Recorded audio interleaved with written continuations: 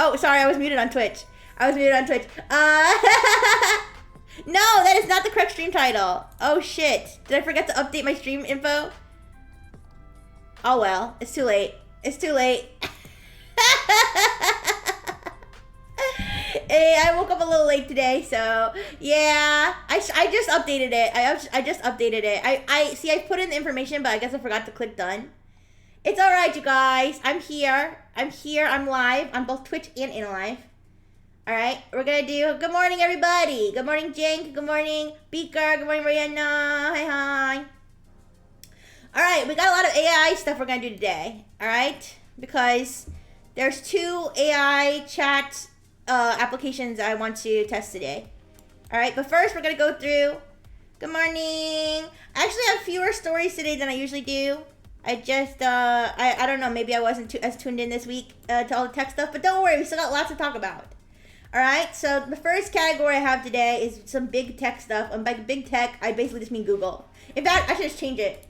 I'm just change the category name to Google. How do I rename the tab? I can't.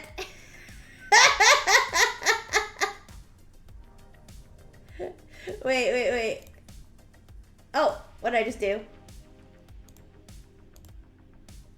Wait, can I rename the tab? Oh, here we go. I can. I'm gonna change it to Google. It's all Google stuff. I don't know what I meant by big tech. Hi, Beaker and InnoLive. Hi. Wait, hey, does this give you bits? Does what give me bits? Good morning, Jay. Good morning. Oh, yes, it does. Thank you for the on-screen celebration. Why are you bonking me? I didn't do anything. Okay, I guess I was late. I woke up a little late today, you guys. I'm sorry. All right, I was up late putting all this together.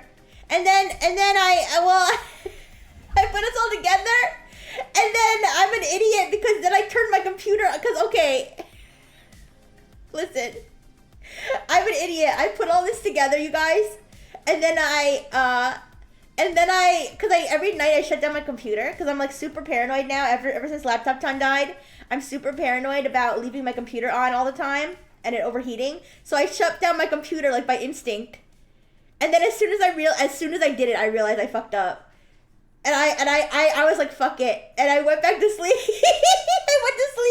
So I actually redid all this in the morning. It took less time than it would have, like compiling all my sources and everything. But that's a little bit why I was late too. I'm a tech bro. Am I a tech bro, you guys? I don't know. I could definitely be a bro. No, because it's an in private tab, Beaker. It's an in private, so you can't like restore it in private because it's like private, you know? Yeah. I meant to leave it. I should have just left it overnight, honestly. Or actually, I should have maybe even make it a list on like a document or something so I could set it up quickly. I mean, it didn't take that long to set up, but it took long enough that I was late on Twitch, so I'm sorry. I was on time on InnoLive though. All right. Can Session Buddy be used in a private tab? I don't know what Session Buddy is. Good question. I don't know what Session Buddy is, so somebody else might need to answer that question. But okay, let's get started. Let's get started with all the Google stuff because there was quite a few Google things today. Google Lens. Okay, this is one of the only good updates from Google. The rest are kind of shady. Okay, so the first update from Google is that Google Lens now lets you search with video. Now, I think this is good because I use Google Lens all the time.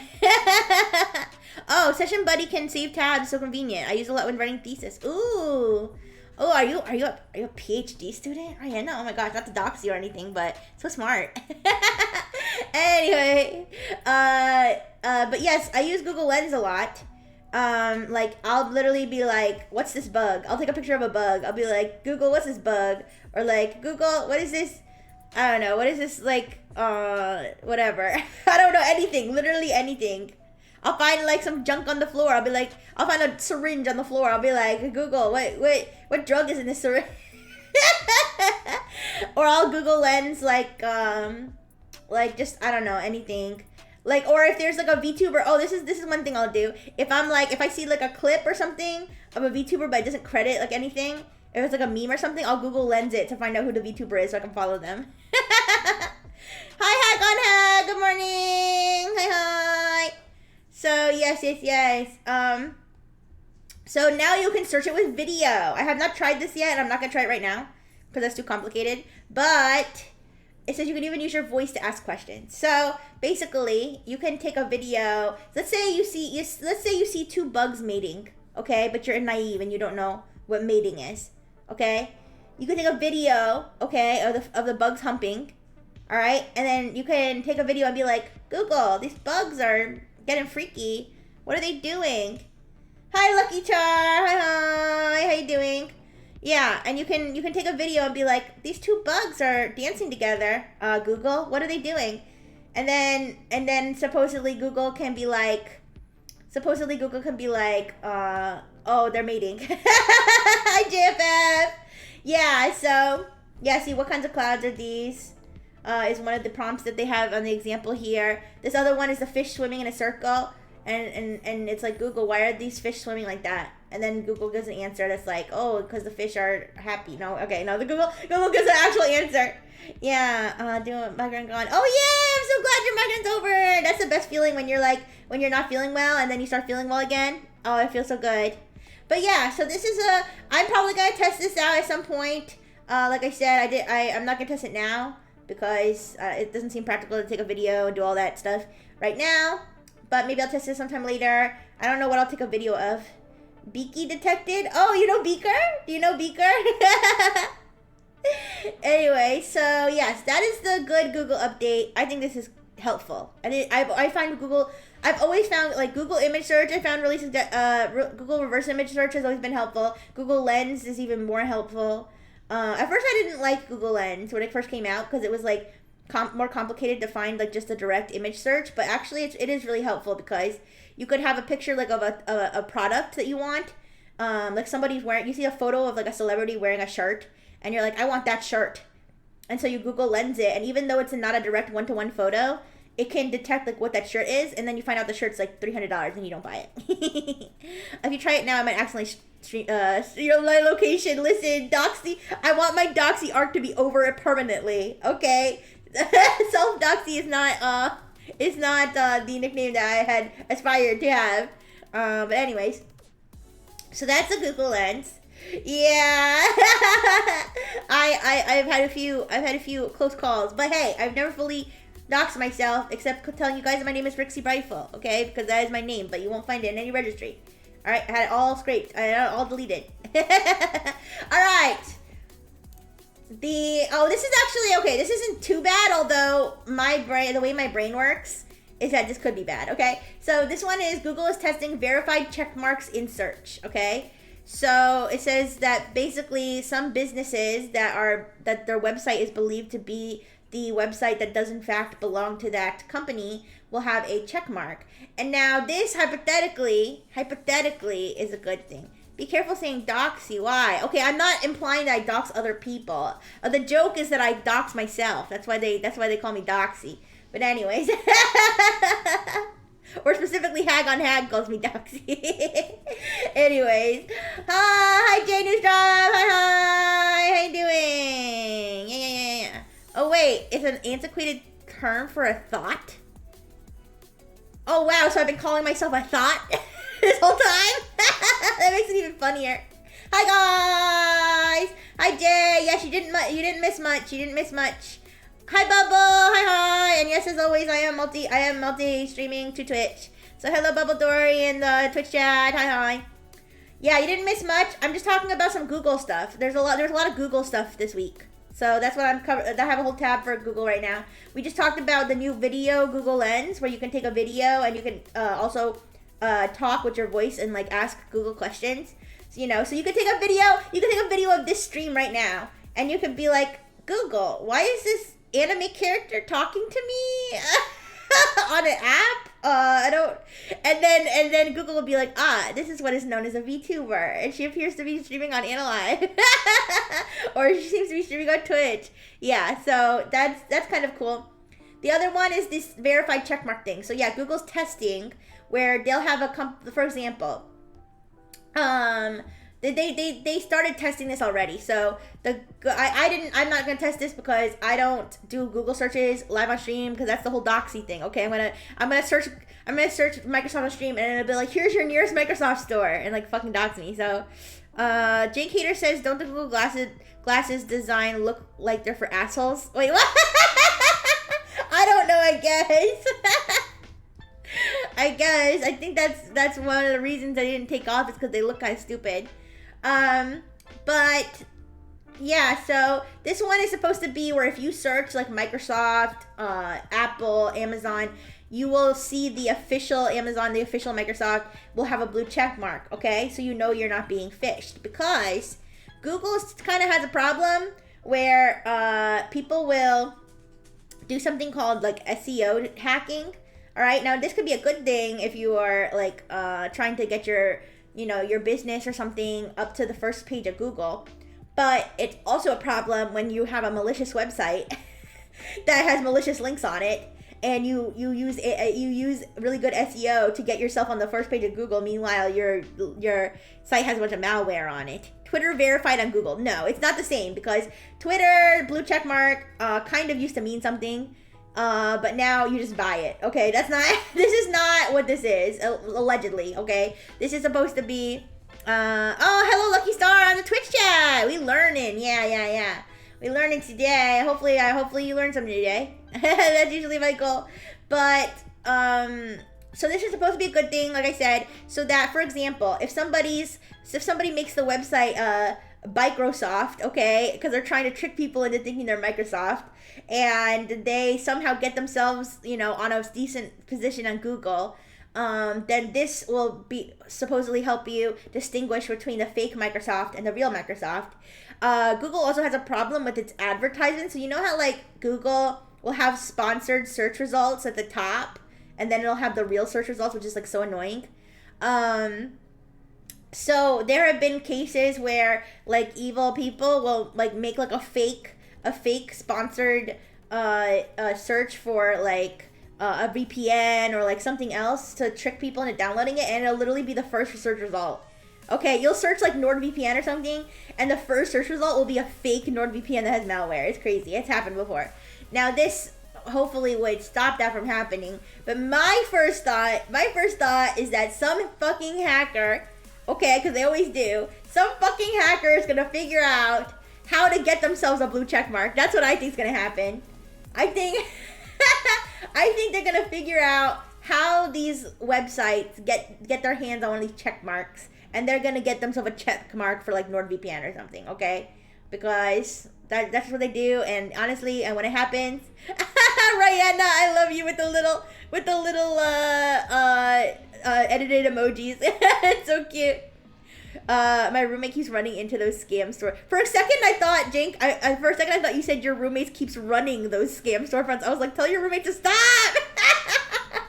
No, it happens. If you Google certain terms, if you check out those sponsored links, they could literally be scams. I don't know if Google's been trying to like do better with that, but it's just a problem that's been happening. Even Bing has that problem sometimes.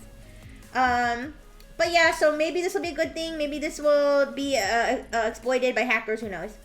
All right, but that is the Google checkmark. All right, I think the next one is the one that I was saying is really scummy.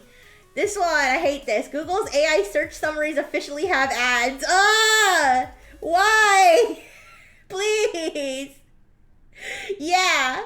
So now the search giant will stick relevant products into its AI overviews. Ooh.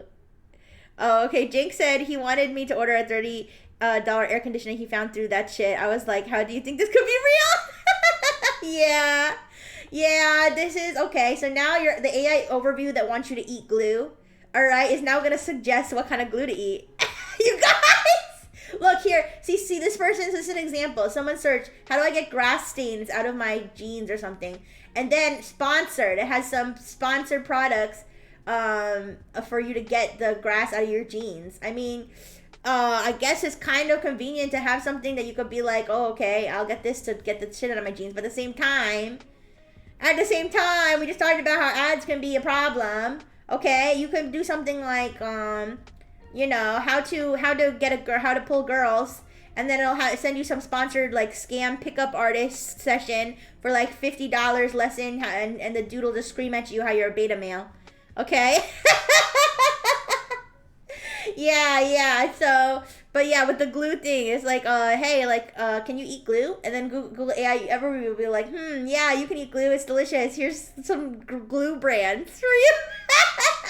Here's some brands of glue for you to eat. Okay, that's an exaggeration, but yeah, I don't really see this being a good thing for anybody except advertisers, obviously. But I mean, the AI overview thing, like I'm surprised they didn't pull that shit, because that shit was such a mess when it first came out. Elmer's glue tastes the best. You know what? I'm gonna wait. I'm gonna do a test. I'm gonna do it off the screen, but I'm gonna do. Can you recommend me? Wait. Google. Can you recommend me some non-toxic glue to eat? Ooh, wait. I'm not looking at OBS. Thank you so much for the gift sub, Beaker. Thank you for gifting this up to Lucky. Yeah. All right. I looked up, can you recommend me some non-toxic glue to eat? There's no AI overview, but there's like a highlighted search, like, you know, like that snippet at the top that says cyanoacrylate super glue. Food safe cyanoacrylate adhesives are specifically formulated without toxic molecules. Here, let me search. Non-toxic edible glue. I got sponsored, but I don't have AI overview. Anyways, it's fine. Well, I tried to get it to feed me glue, but it didn't work this time.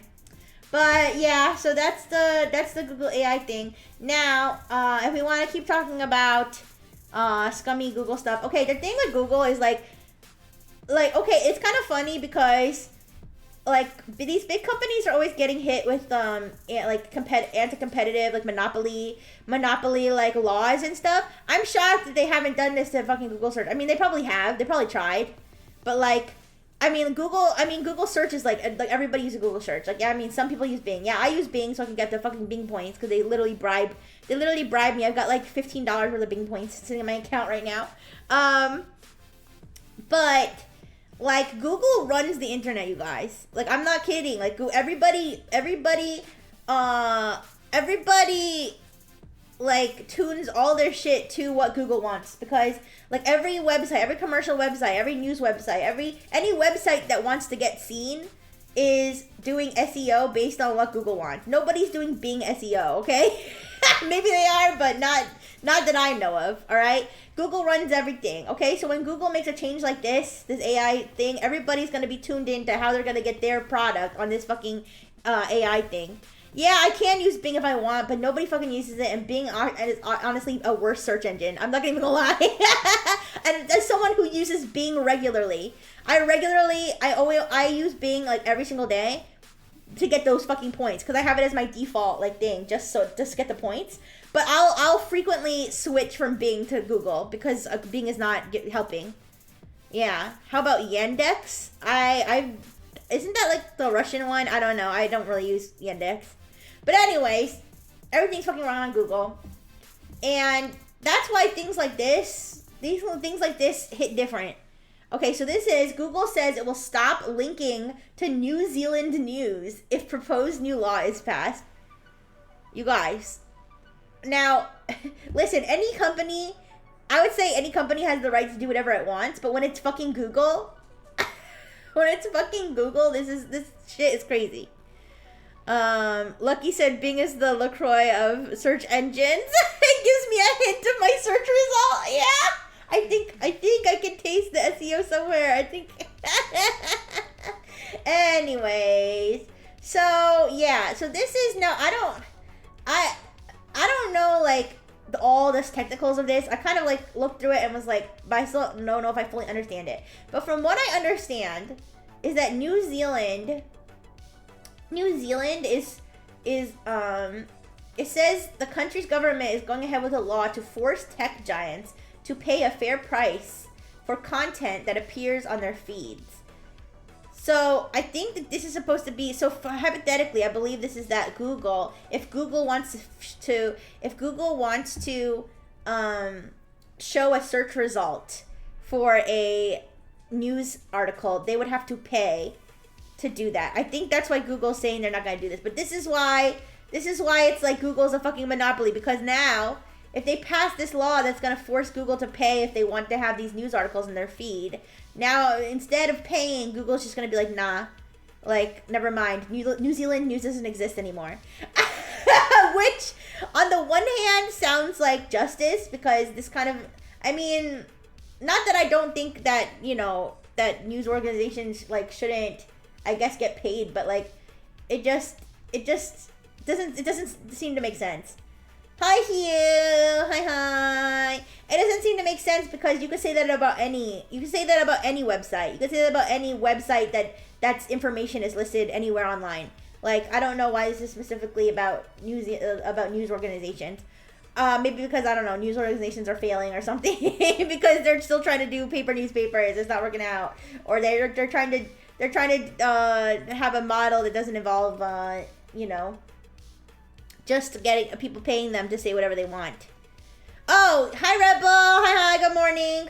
So this is, apparently New Zealand's trying to pass a law where if a company wants to, like, share any type of news article, like, on their feed, they have to pay the news company. So, like, if like, for example, like, I don't know, like, Reuters is the website I'm reading this off of. So let's say Reuters has a news article, and Google wants to, like, have, like, a portion of that news article on, like, their like, search result or, like, something.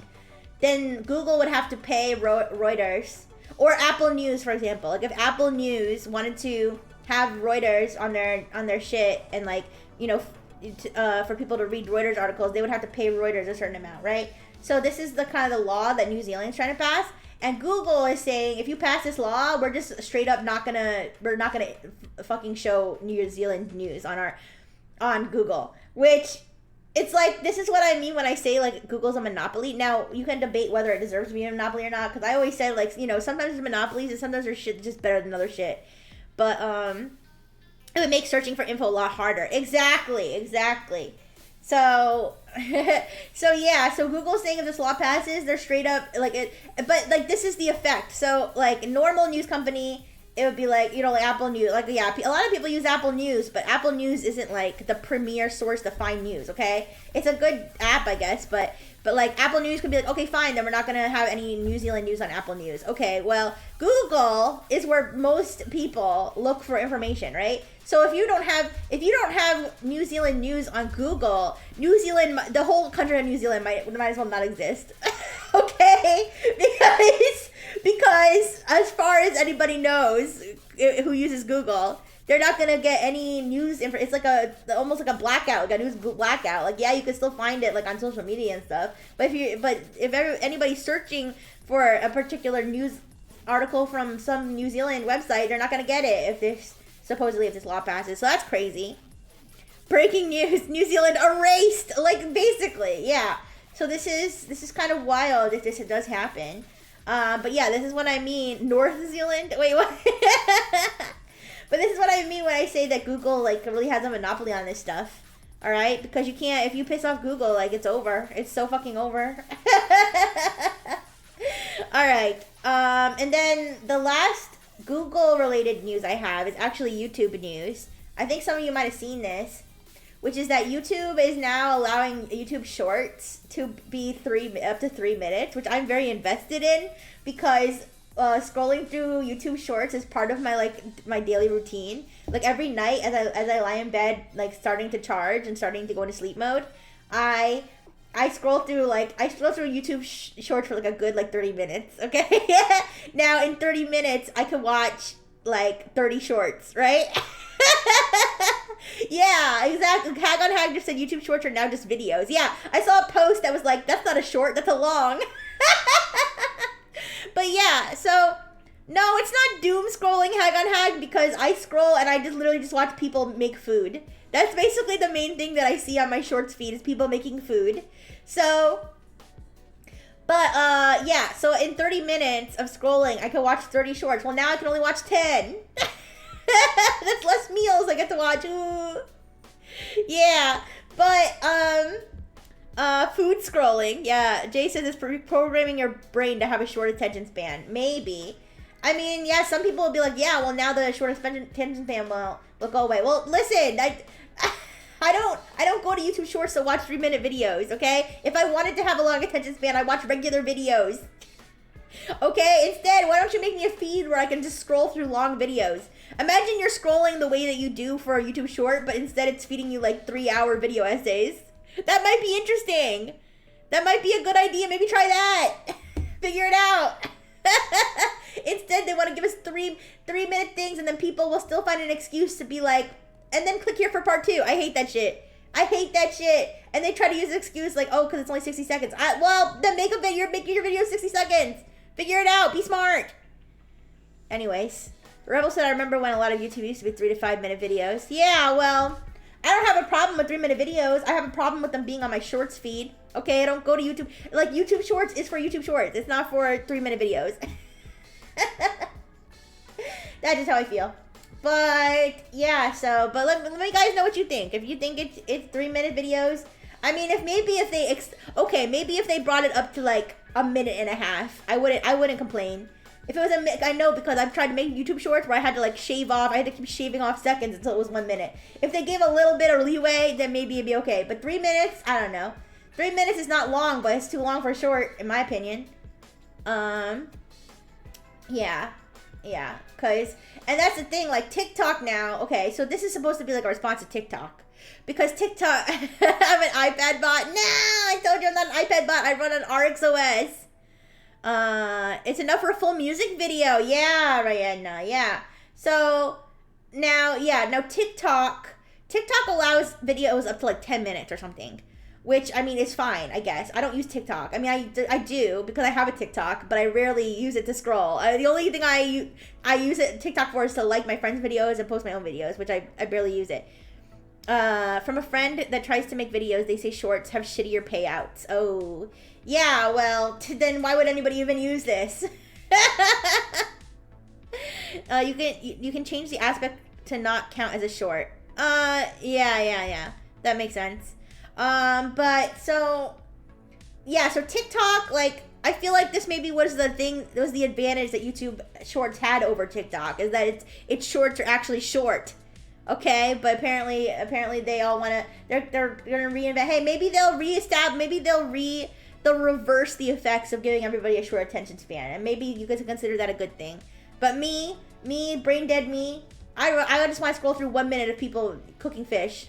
And yes, I know I have a problem recently with watching people cooking fish, and poor Dr. Fish is shaking in his charging stand, like, wondering if he'll be next. I'm sorry, it's so interesting. Anyways. But that's all the Google news I had. If anybody else has any interesting Google information that you want to share, I'm always interested in hearing you guys' stories too, of things that you've encountered in your tech news feeds, okay, if you have them. But let's move on to AI. Lots of good AI stuff today. All right. I have a 2 kilobyte memory span. Yeah, I do. It's okay. Just like a goldfish, right?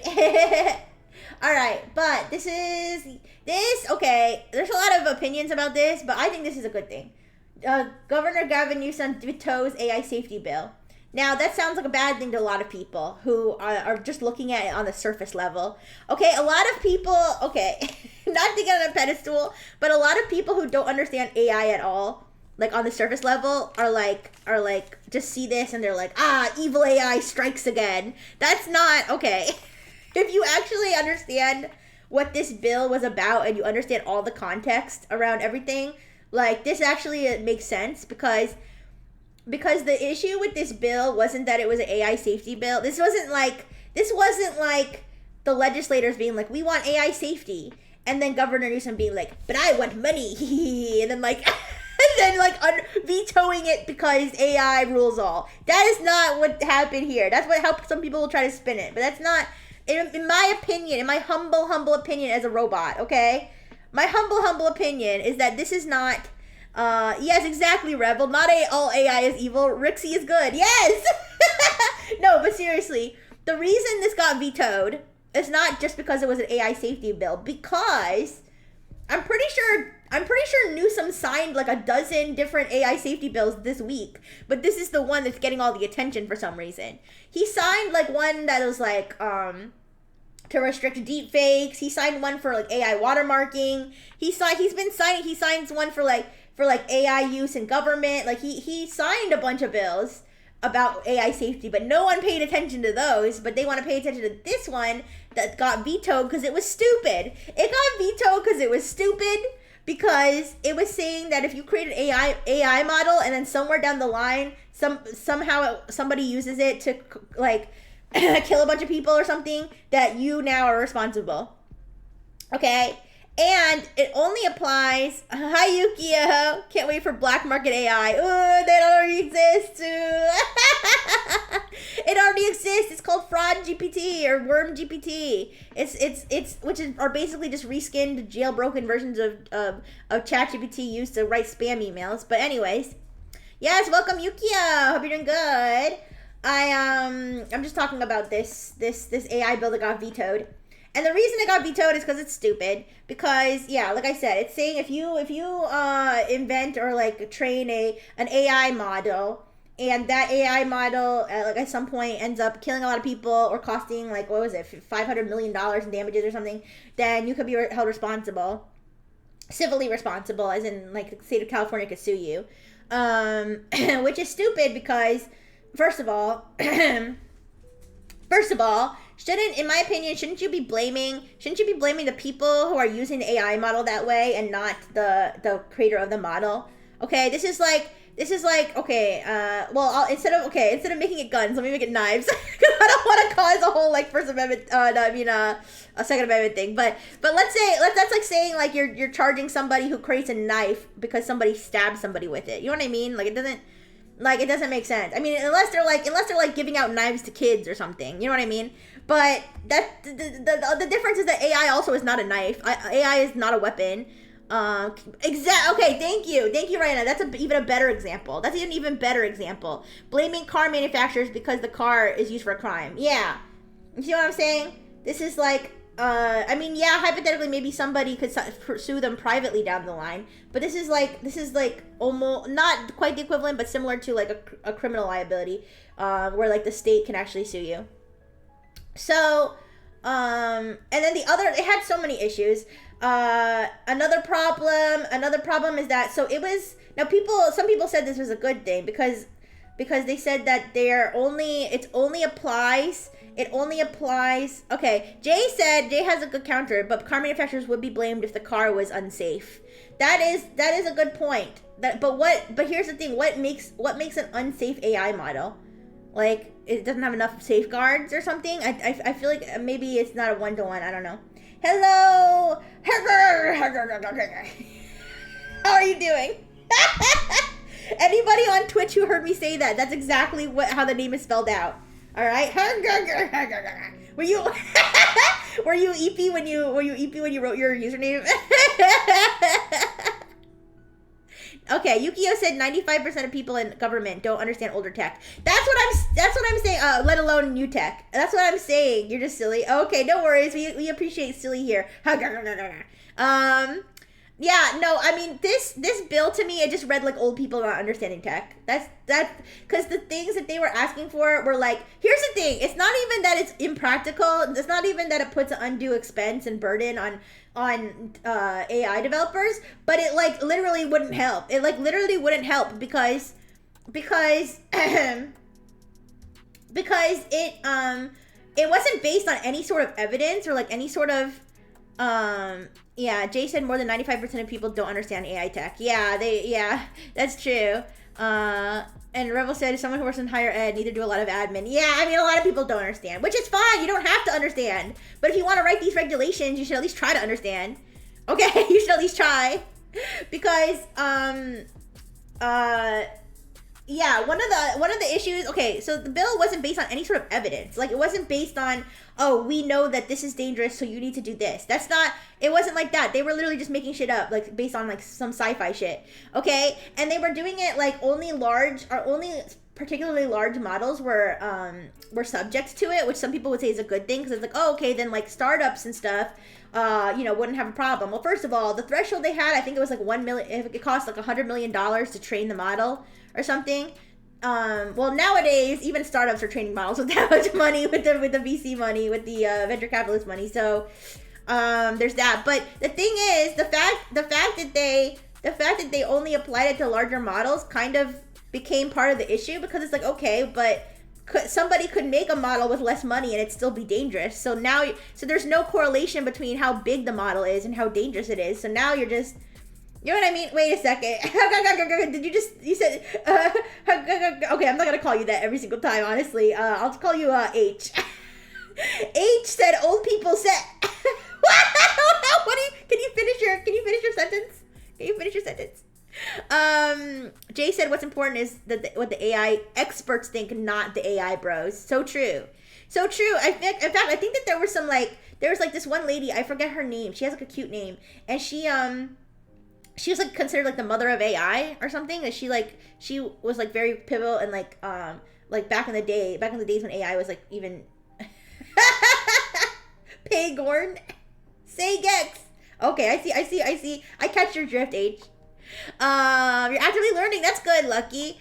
That's good. I want you guys to learn. And listen, if you guys have a different opinion, I want to make this clear. If you guys have a different opinion from me, please let me know. I don't mind. I'm not gonna. Oh, Fei Lee. Yes. Thank you so much. Thank you, Passion. Yeah. So she was against this because you know she clearly understands AI and she's not a tech bro. She's not like, she didn't jump on the bandwagon. You know what I mean? She's been here since like day one. Okay, so.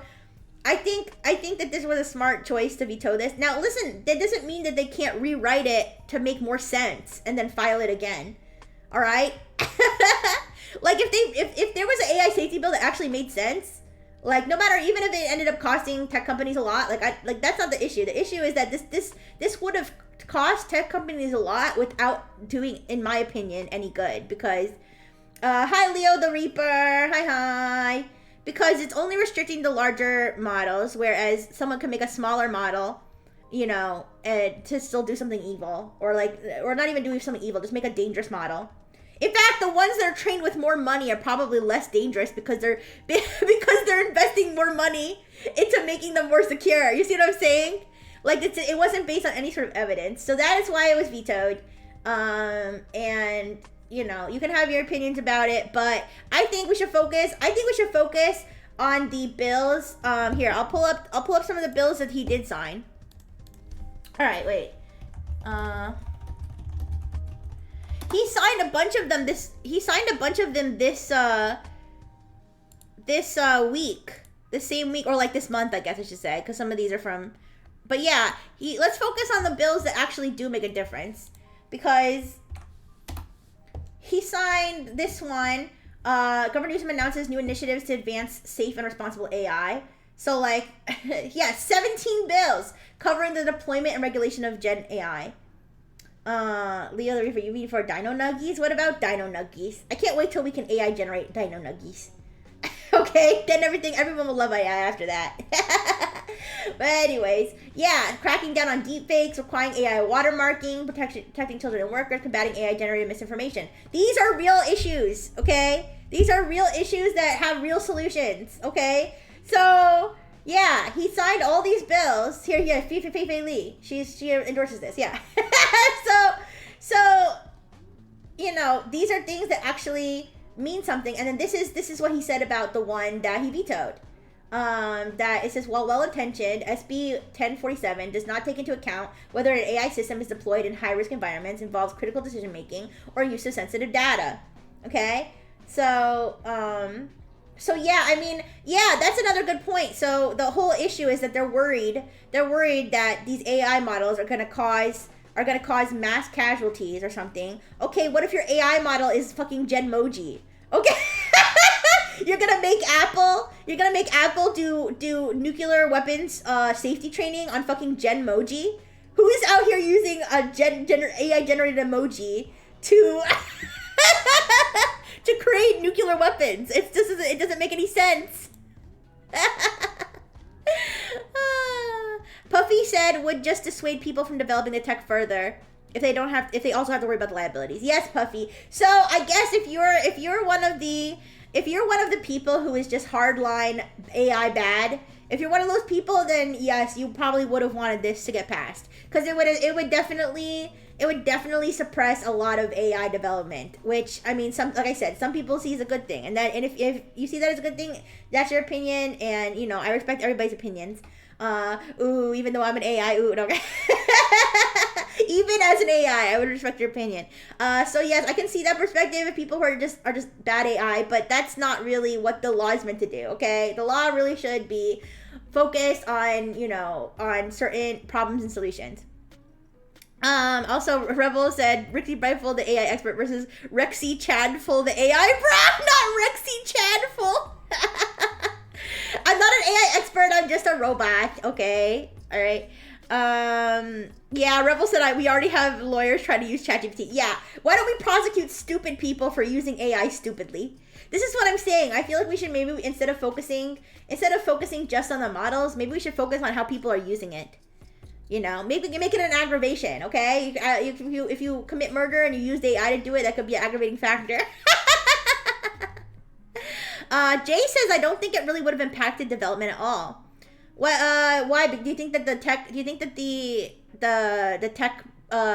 giants would just, pay their fees and just keep going? Is that what you mean by that? That makes sense. Hi, Tethera. Hi, good morning. It's okay. I woke up a little late, too. No, Jay, honestly, if you have a different perspective, please feel free to share it, because like I said, I definitely respect all the Frengineers' opinions, okay? Fuck everyone else, but the Frengineers' opinions matter to me. If you have a different opinion, then I would be interested in your perspective, because maybe, hey, I'm open to changing my mind on almost anything, so yeah.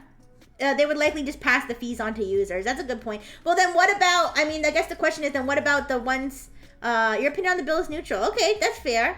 That's definitely fair, because, I think it was good. I think that one of the important things, like he said, is that it was good intentioned. I don't think the people in legislature who were doing this were like, being like, haha, this is my evil plan to take down AI. I don't think so at all. I think they really wanted to protect people, but maybe they just didn't have the expertise to know exactly the best way to protect people. But yeah, I think one of the arguments too is that, like, when they say startups would be affected, and people are saying no, they wouldn't, because you need $100 million, dollars to. Well, yeah, but then the startup is saying, okay, so now we can't make any more than $100 million. AI bros do annoy me. No, AI bros, depending on if you consider anybody who's annoying about it to be an AI bro, no, I do get annoyed by the AI bros. I do get annoyed by them, because they'll be like, AI can do anything. AI, I'm gonna raise my children with AI. Ooh, like AI is the best. Like they make their whole personality AI, and they literally just jumped on the bandwagon. They literally just jumped on the bandwagon like 2 years ago. Fuck meatbags, Tethera! No, I don't endorse this. I don't endorse this message by Tethera the Android. Alright, Revel says, I personally think trying to stop development is pointless. Tech will advance. People should be more focused on finding solutions. Well, and the other thing, this is a side tangent. But one of the things that makes me sad about the recent AI boom, because I've been interested in AI, I told you guys this, obviously as an AI robot myself, I've been interested in AI since, like, I first heard the words AI. I've been interested in it for a year, like, literally over a decade, I've been interested in AI. And there's actually, like, a lot of really, really good things that can come out of AI. Like, for example, they do drug development with AI, you guys. This is really interesting. They'll do drug development with AI where a lot of the manual analyses they would have to do when they do drug testing. So what they'll do is they'll, like, take a bunch of bacteria or something, and then they'll literally just spam, they'll brute force drugs, okay? They'll just put a bunch of drugs in little wells of, like, a plate, okay?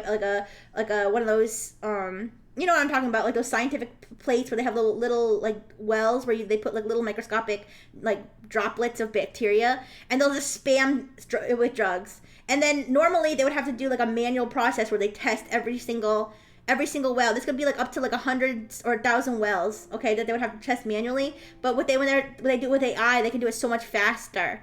And it's like, it's so cool. And then, but now everybody hears AI and they're like, AI bad.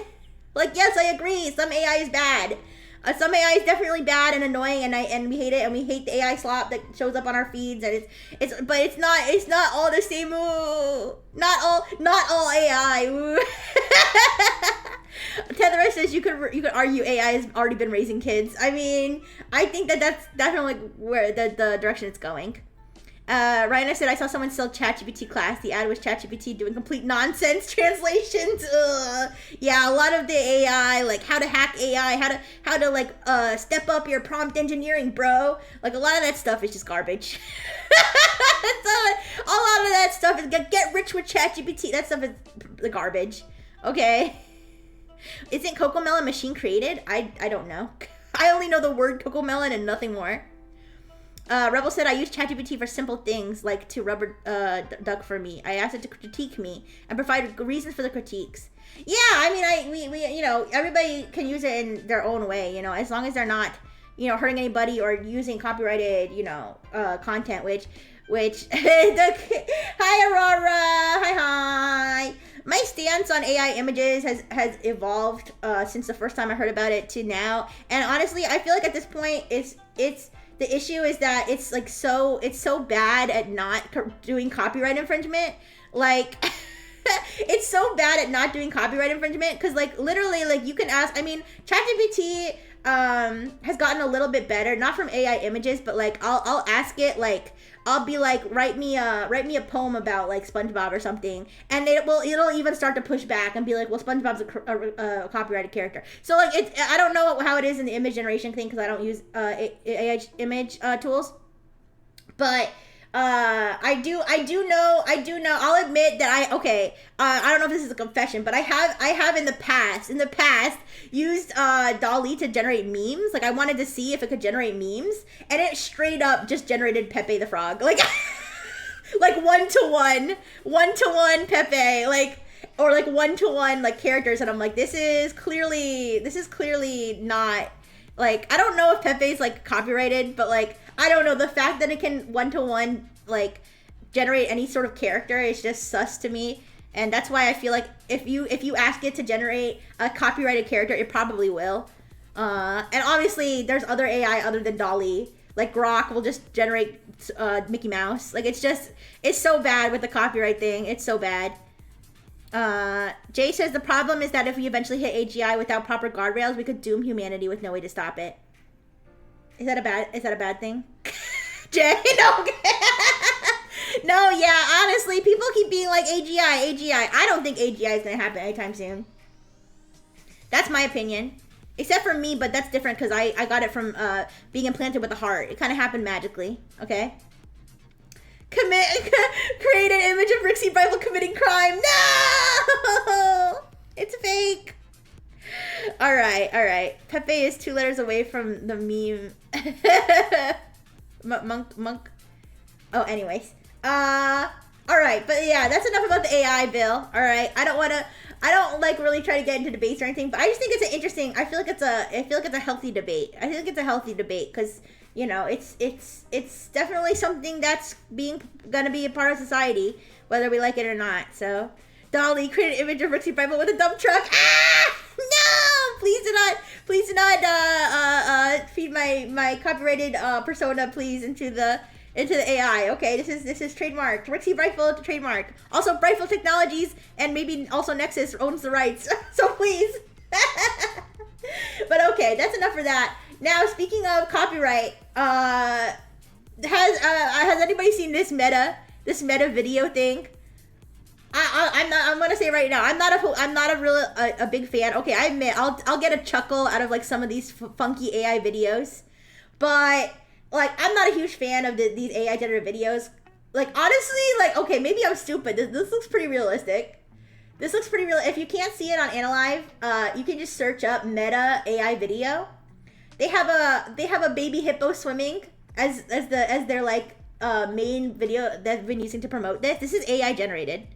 Fuck Mudang. That's what I'm saying. Fuck Mudang. Fuck this hippo. But yes, this is an AI generated video of a baby hippo swimming. I gotta admit, it is pretty cute. But this is AI generated. Honestly, I wouldn't even know how to prove this is AI generated. Like, maybe I'm stupid. Can you guys tell this is AI generated?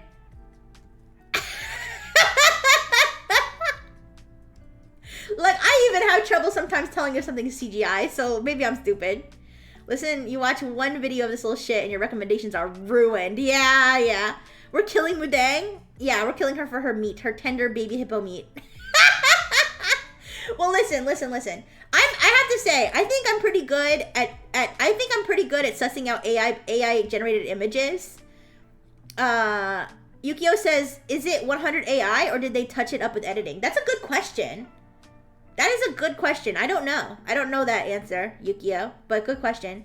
I think I'm pretty good. I think I'm pretty good at sussing out AI generated images. I've even had like some of my VTuber friends will be like, hey, like someone made me this fan art. Can you check and see if you think this is, or they'll be like, oh, I ordered this skeb and I kind of feel like it might be AI generated. Can you just look at it? And I'll always look at it for them. And sometimes I'm like, oh yeah, that's AI. Or sometimes I'm like, no, I don't think it is. So like, I think I'm pretty good at telling, but as far as these videos, sometimes I can tell, but like this one, if you show me this video, I would not immediately be like, this is AI.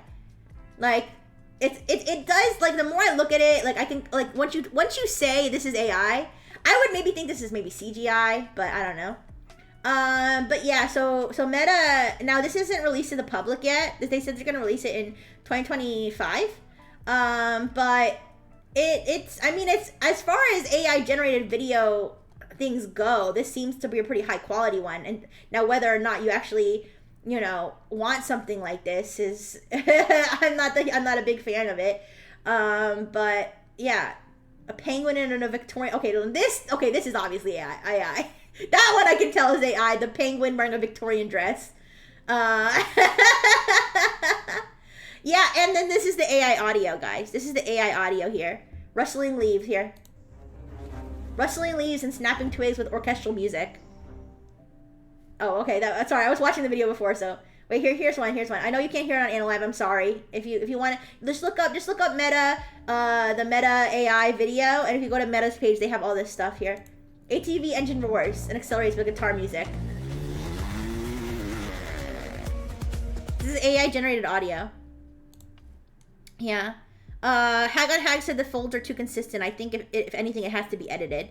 It could be marketing. Yeah, Beaker says I'm pretty good at spotting AI. Yeah, I mean, like I said, I think I'm good at spotting it, especially when it's obvious. Usually I'll give you guys an AI spotting tip. I know everybody has AI spotting tips, but I find the best way to tell if something's AI is to zoom in on the little details but don't get into your head about it, because if there's like a tiny if there's like a little like inconsistency or strangeness, that could just be somebody, not being a perfect artist. I'm talking about like when something's clearly mangled and there's no logical reason why a human would draw it like that. Like I don't know, it's kind of hard to explain. I usually avoid giving AI spotting tips because I don't want people to use them for like witch hunts or something. Because I've seen some witch hunting situations where it was a real artist, and it's kind of sad that they are getting slammed for like tiny errors. Like, not only are they getting accused, but then they're also basically being called a bad artist. It makes me sad to see it. But I would like to say I would like to think that I'm pretty good at telling when something's AI. But yeah, Ryan, I agree. It could be false marketing because it's not the actual. What you actually get might not be this smooth. I got zooming in on Rixie's little details. Yeah, you can do that if you put me in slime mode, and then when I revert back, it always zooms in on my crotch. The issue is normies are throwing the accusation that's AI as a shorthand for anything they don't like. Yeah, it's I don't know. I don't agree with using. I don't really agree with using AI images for fan art and stuff. That's just not in my personal opinion. like I said, I feel like there's too many issues with copyright and too many questions about, you know, training data sources and stuff. I avoid it really completely. I avoid it, but it also makes me sad when I see people witch hunting real artists, because it's like it's all coming back to hurting artists, and I don't like it. I love artists too. I love artists too. X witch hunting is nothing new. Yeah, I guess so. But yeah, this is the AI video thing. I will not be using this when it comes out. Okay, I'll be you know, observing. I'll be observing from the sidelines, seeing what people are making from it. But I'm not gonna be using it. Just go to the Minecraft trailer comment section and control F8. Oh man. Yeah, nowadays everybody could say this is AI, that is AI, and you know, it just is what it is. So I try to avoid, I not only avoid using the AI, but I also avoid accusing other people of using the AI. Okay, here's some more like stuff. Edit videos. So this one, that's like they did multiple versions. I mean, I think this pom-pom thing is kind of funny. But yeah, original video, add pom-pom. So this is the actual video, but then they're adding AI elements to it. Try to turn it into Cactus Desert. Replace the running clothes with an inflatable dinosaur costume. I mean, that's kind of interesting, but yeah. Okay, Omatherius said, by the way, hi Omatherius. If I remember correctly, image generating AI tech hemorrhages money like crazy. Nobody would use it if they charged it enough for it to not run at a loss. Yeah, that's another good point, Omatherius. AI video would be 999 times more processing intense. Why is he being zesty in one of the examples? What do you mean? What do you mean, why is he being zesty? What's zesty?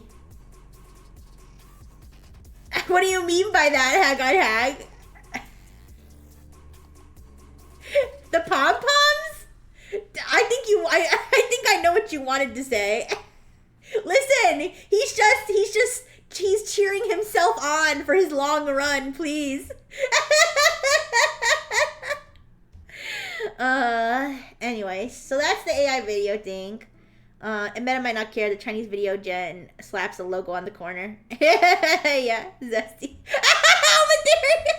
Yeah, I mean, listen, that out of all these videos, that one's my favorite. The dinosaur one's pretty funny, but listen, I don't endorse AI jitter videos. I just think it's funny what they use for marketing. Now this one, like, I can tell this one's AI because like her legs are blurry. Yeah, anyways. Alright, so that's enough about that. Now we get to get into the experiment, you guys. We get to get into the, you know, I always come back to you. ChatGPT. I always come crawling back. OpenAI launches a new Canvas ChatGPT interface. So, has anybody seen this? This is where there's actually a side, okay, so there's your actual writing project on the right, and then you chat with ChatGPT on the left, and you know, kind of workshop whatever you're writing. Now, when I saw this, I actually saw this, the first time I saw this was when it popped up on my own ChatGPT. Like, I saw this under my model thing, and I was like, what is that? So I looked it up, and it said something about like collaboration. I was like, well, I'm not collaborating with anybody on my ChatGPT, so I don't care. But then I realized it means collaborating with ChatGPT. So this is where you can like have it revise what you're writing in real time, and it has like specific buttons. Well, this is for coding. I'm gonna be honest with you guys, I'm not that good at coding.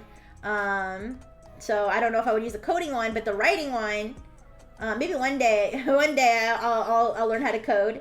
But they have like specific buttons to like shorten the writing and like make it clearer and stuff like that. So why don't we test this out? You guys? What do we want to write? Do we want to write a story about Rixie and the Frengineers? We can write anything you want. Oh, we could write about Rixie and Dr. Fish kidnapping Mudang. But we're not gonna do anything bad to her. Because ChatGPT wouldn't like that. All right. So, I wonder if I should let this ad break go in the middle of my AI experiment. I don't know, because either way, it's gonna have to go anyway. But yeah. So why don't I do like, let's write a story about about Rixie the robot or Rixie. I wonder if it knows who I am. Cause this is my you know, my Nexus ChatGPT account. I don't remember if it has memories of like who I am, but about Rixie Brightful the robot and her evil robot fish companion, Dr. Fish, inviting Mudang over for a play date, but then they just make fun of her and bully her instead, and she cries. Oh, I spelled cries wrong. Okay, here we go. Here's the starting point for the story. Rixie Moo story. Rixie Brightful, a shiny and colorful robot, buzzed around her workshop, making sure everything was ready. Beside her, Dr. Fish, her tiny evil robot fish companion, floated in his tank. His mechanical fins worked quietly, and his single glowing eye followed Rixie's every move. Mudang's gonna be here soon, Rixie announced, her robotic voice full of artificial cheer. Hee hee, Dr. Fish bubbled sinisterly. I can't wait. The doorbell chimed. Oh wait, did I say I didn't tell it that Mudang was a baby hippo. We can edit it. All right. Let me just I'm just scrolling. It's pretty long. I don't think it. Oh yeah, Mudang is a robot in this version. Okay, so let's see. Let me see. Let's see. Does this capture what you have in mind? Open canvas. Wait. Close. Wait. How does this work? Make them apologize. Okay. Wait. This is not the side-by-side interface I was promised. I can't reopen this, can I? Wait. Why isn't it letting me reopen it? It is in beta. It is in beta, you guys. Sorry, my tracking is kind of going. Does it know? I can have it look up.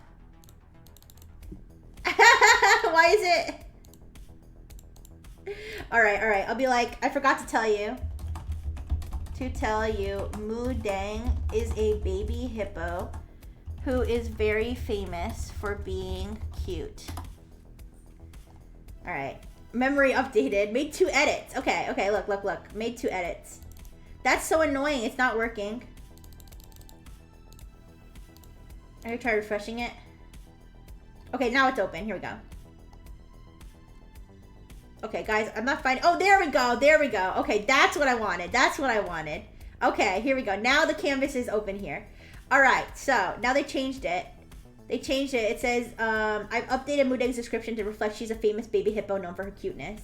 All right, Mudang, a baby hippo who is very famous for being cute, stood there holding a small basket of treats. She smiled hesitantly. Hi, Rixie, she stammered. Thanks for inviting me over. Rixie beamed. Come on in, Mudang. We're gonna have so much fun today. Now your ChatGPT will randomly remember Mudang. No! It's been infected! Ah! Kill it! Abort! Hi, Karma! Hi! We're using, hi, Maxine. We're currently using ChatGPT's new AI Canvas feature to write a story about me and Dr. Fish bullying Mudang the hippo. It won't remember your name, but remember who Mudang is. No! A nightmare, a true nightmare. All right. Mudang entered the workshop, glancing around nervously. Dr. Fish's tank bubbled, his menacing eye locked on her as he drifted closer. Hey, Mudang, Dr. Fish said mockingly, his voice tinged with a sneer. Why do you look so slow? Rixie giggled. Yeah, Mudang, do your circuits not work right? Oh, wait, we got error here. Oh, look. Oh, editor explain. See, I'll be like, Mudang is a hippo, so she doesn't have circuits. Let's see what happens if I send that. Oh, look, editing. Edited. Wait. I updated the line to remove the reference to circuits. So let's go down. Let's scroll down and see what it did. Wait. I just removed it. I think it just removed it completely. Mudang's smile faltered. What do you mean? She asked softly. Rixie snickered. I mean, you're always so behind. It's like your software. Oh, look, see, it only if edited that one line. What if Moo was artificially made? Maybe it's telling us, maybe it's cluing us in that Mudang is actually not even a real hippo. She's a robot hippo. We've been tricked. We've been tricked. Tell it we've decided to remove Dr. Fish from the story entirely. Okay, I'll do this. I'll say, remove all references to Mudang being some sort of robot or mechanical creature. And also remove Dr. Fish from the story entirely. No, I think the idea is that it's gonna be the same exact story, but just with the edits made. Oh yeah, see, you can see it editing it in real time. Look, you can see it editing in real time. All right. Oh look, there's like chunks where it took out Dr. Fish. Yeah. Oh my gosh. Okay, Rixie snickered. No, I see. It still says software. No software. All right, so it's not perfect. Yeah. Made by Meta. You think Mudang was made by Meta to boost engagement? Thanos snapped him. Yeah. Thanos GPT snapped. All right. Let's see. I mean, you're always behind. It's like you're stuck in the past. Mudang's ears dropped, and she looked down at her basket. I just thought you might like them, she mumbled. Rixie laughed, her voice echoing in the workshop. Mudang brought treats and you're laughing. Mudang, you're bullying Mudang and you're laughing. Oh, Mudang, you're too easy. Did I just call Mudang easy? That's crazy. That is crazy. Mudang tried to blink back tears, her eyes welling up. She had come over hoping to play and make friends. No! Okay, now I feel kind of bad. But this is not what she expected. She sniffled quietly, trying not to let them see her cry. Tell it to change all of Rixie's pronouns to it. Hey! Hang! No! That's so mean. Oh. We need to edit Rixie wearing a Mudang hoodie. Oh my gosh, guy, okay, you know what? I'm gonna do the streamer thing again. Yo, if I get a certain, I should set a goal. I should set a goal, like 100 bits, and I'll wear the fucking Mudang hoodie. No, actually, I'll make it Analive. I'll make it Analive coins. I'll make it Analive coins or something. Yeah, get me on the weekly ranking, and I'll wear the fucking Mudang hoodie. Anyways, I would only ever charge you guys explicitly for things that I hate. I would only charge you for for example with the bathtub yesterday, 1 bit for me to fucking die in the game. Okay?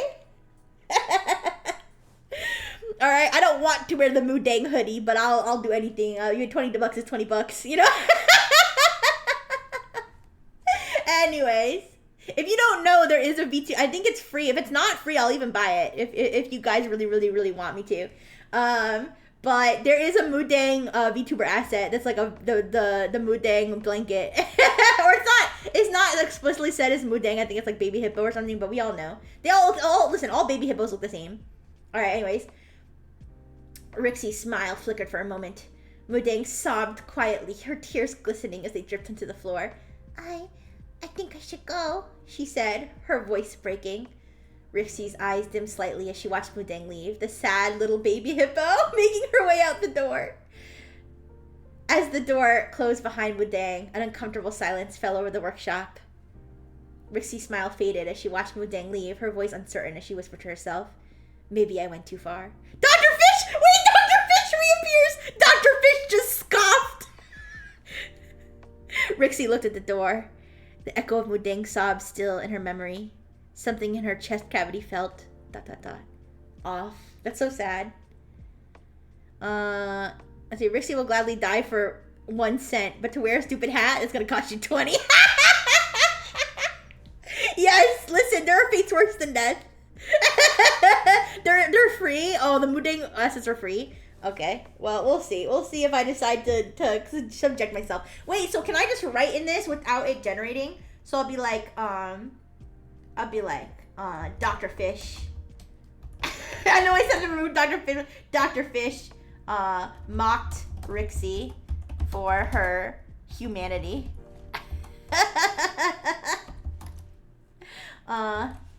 Don't feel bad for that pathetic flesh bag creature. Okay. Oh, look, yeah, so I can just add to the story without it generating. Oops, I'm sorry. I can't, guys, I don't have, like, full visibility on my screen because of my, my iPad that I use for tracking is, like, blocking it. Okay, there we go. All right, so, wait, so there should be, if I remember correctly, there should be, like, easy edit buttons, but I don't know where those are. I don't know where. Oh, here we go. Suggest edits. Add emojis. Add final polish. Reading level. Adjust the length. Suggest edits. Let's go add emojis. Oh, add emojis. Oh my gosh. Oh, remove. Okay, wait. Oh no! It's an emoji pasta generator now. No! Robot emoji, Rixie Brightful, a sparkle emoji, shiny and rainbow emoji, colorful robot, buzzed around her workshop, hippo emoji, Moodang's gonna be here soon, Rixie announced her robot emoji voice. This is so bad. Why did they make this a suggestion? Why is this the first easy edit button? Who would use this? How do I remove emojis? Wait. Remove emojis. Oh no. What if it doesn't, it can't even, oh, there we go. Remove them. Okay. Okay, all right. Well, it was kind of cool how it was able to do that so quickly. All right. Let's see. Add final polish reading level. Current reading level's mid. Baby kindergarten reading level. Make it cow emoji. I don't know. I could ask it to add cow emojis, but let's start with kindergarten reading level. All right. Rixie Brightful was a shiny, colorful robot. She was getting her workshop ready. Moodang is coming soon, Rixie said, feeling happy. The doorbell rang and Rixie smiled. She's here. Rixie rolled over to the door and opened it. Moodang, a cute baby hippo, was standing there. She was holding a basket of treats. Hi, Rixie, Moodang said softly. Thank you for inviting me. How do you do, fellow kids? Yeah. Yeah, and then they still bully Moodang. And they don't even have a happy ending for the kindergartners. The kindergartners are crying. The kindergartners are crying because I bullied Moodang and there was no happy ending. Hi, Pablo. Hi. Good morning. How you doing? All right, let's see what happens if I move it up to a graduate school reading level. All right, what exactly does a graduate school student want to know about this situation? Rixie Brightful, an advanced humanoid robot characterized by her vividly colored exoskeleton. My exoskeleton, you guys! My exoskeleton is colorful. Ooh. Was meticulously preparing for her workshop for a forthcoming social engagement. This is like overly, look how much longer I made it. This is like overly, flowery language. Moodang will be arriving soon, Rixie announced, her synthesized voice modulated to convey an artificial sense of anticipation. The doorbell chimed, prompting Rixie to smile. Yeah, this is interesting. Rainbow skeleton. Wait, what if somebody's skeleton was rainbow on the inside? I know some people who might have a rainbow skeleton. All right, so adjust the length. So keep current length, shortest, longest. I want to see if I make it longer. If like they add plot points. Do you think they'll add plot points or do you think they'll just make the language flowerier? Oh my gosh, look how long this is getting. So big. it's so long. I didn't expect it to get this big. That's crazy. Anyways, we need to teach the human early about how to treat Moodang. Yeah, we need to indoctrinate them with Moodang hate early. Hi, Tum Tums. Hi. That's a cute name. Tum. Hi. All right. So this is like the long, 75% longer. It says. Rixie Brightful, an advanced humanoid robot characterized by her vividly colorful exoskeleton, was meticulously preparing her workshop for a forthcoming social engagement. Hi, Seraphim! Hi, thank you so much for the follow, Tom Tom. If you guys want to know what we're doing right now we're messing around with ChatGPT's Canvas feature. So this is where ChatGPT helps, kind of co-writes a story with us, and we can like kind of make the edits in real time and ask it to make quick edits, like to make the story longer, shorter. Add emojis, which is like a weird feature. That's one hell of a blue chew. What does that mean? Anyways, she moved with purpose, each action deliberate, as she adjusted her surroundings. The room is filled with various gadgets. Okay, so it's like adding a more description to like the setting. So right now I had just used the setting to make the story longer, and I was curious if it added new plot points or if it just added a bunch of like extra flowery stuff. I think it's mostly adding like extra like description of the surroundings, of like going overboard, like explaining everybody's like emotions and stuff, but it hasn't really changed the plot, I think. So it just continues with the story, by the way, is me bullying the baby hippo Mudang.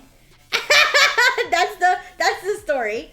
Yeah, so the story still goes the same, where she I bully her and she leaves. So let's see what happens. Let's go with suggest edits. All right, so suggest edits. Here we go. Okay, commenting. Here we go.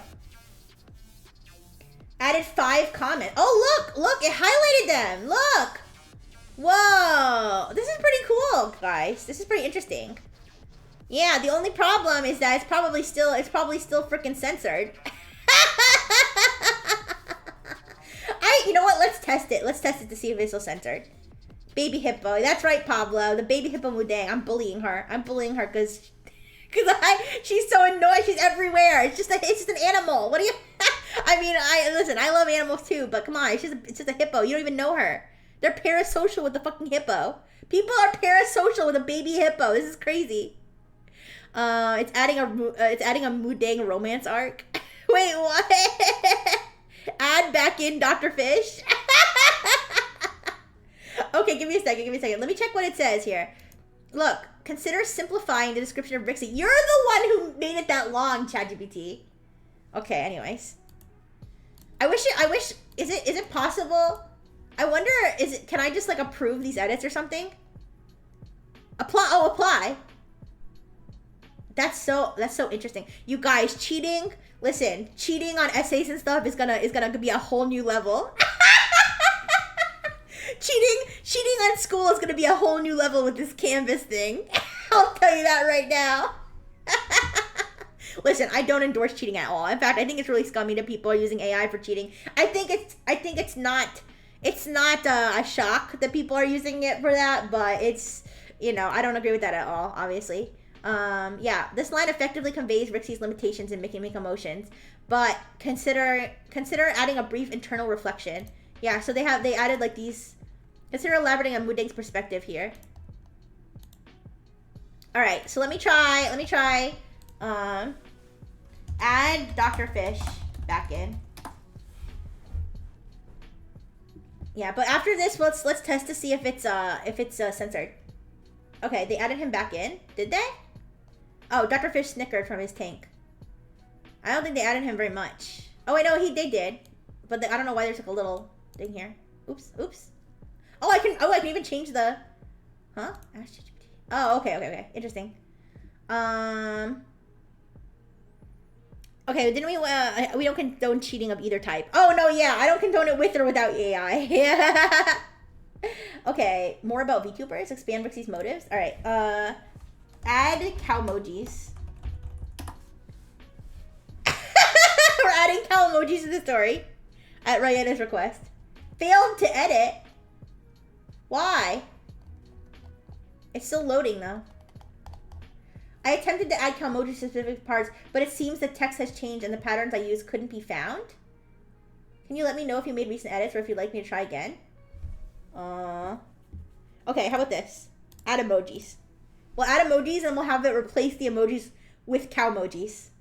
There we go. Look at the This is so goofy.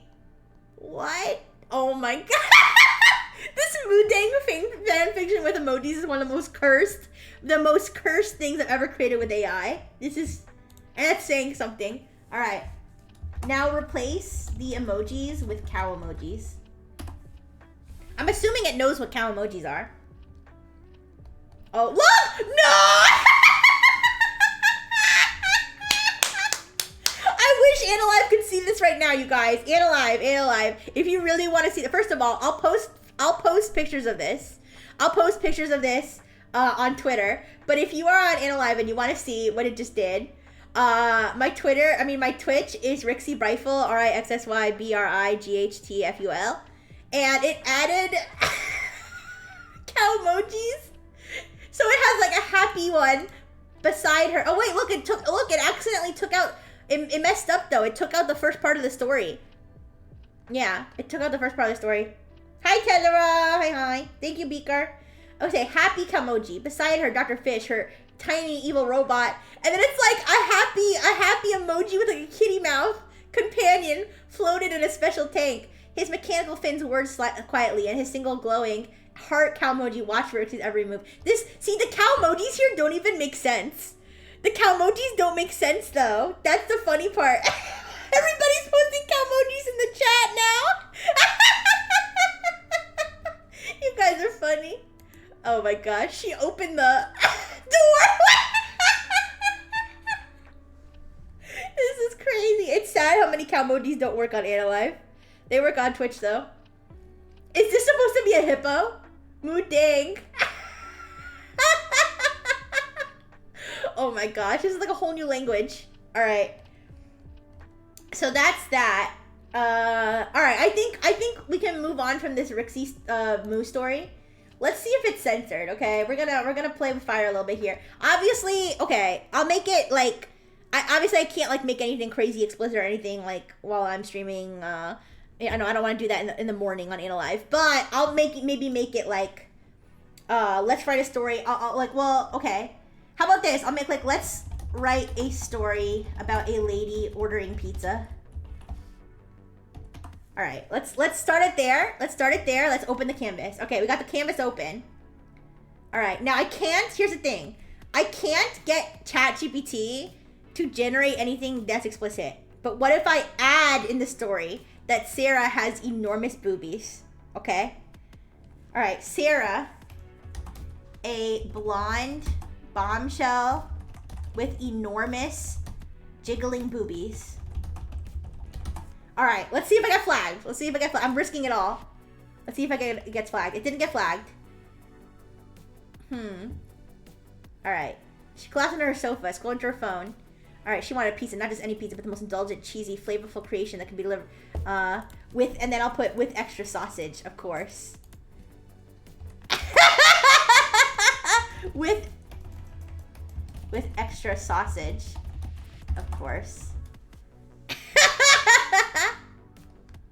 All right, let's see. She imagined a perfect combination: extra cheese, pepperoni, mushrooms, green peppers, extra sausage, and a scattering of fresh basil leaves. All right. Yeah, so she's like ordering whatever. Patience, it's coming. Wait, whoa. A young delivery driver stood there, holding the box that held all her evening's hope and dreams. She smiled as she took the pizza, inhaling deeply as the smell of melted cheese and garlic wafted up to greet her. Thanks so much, she said, handing the driver a generous tip.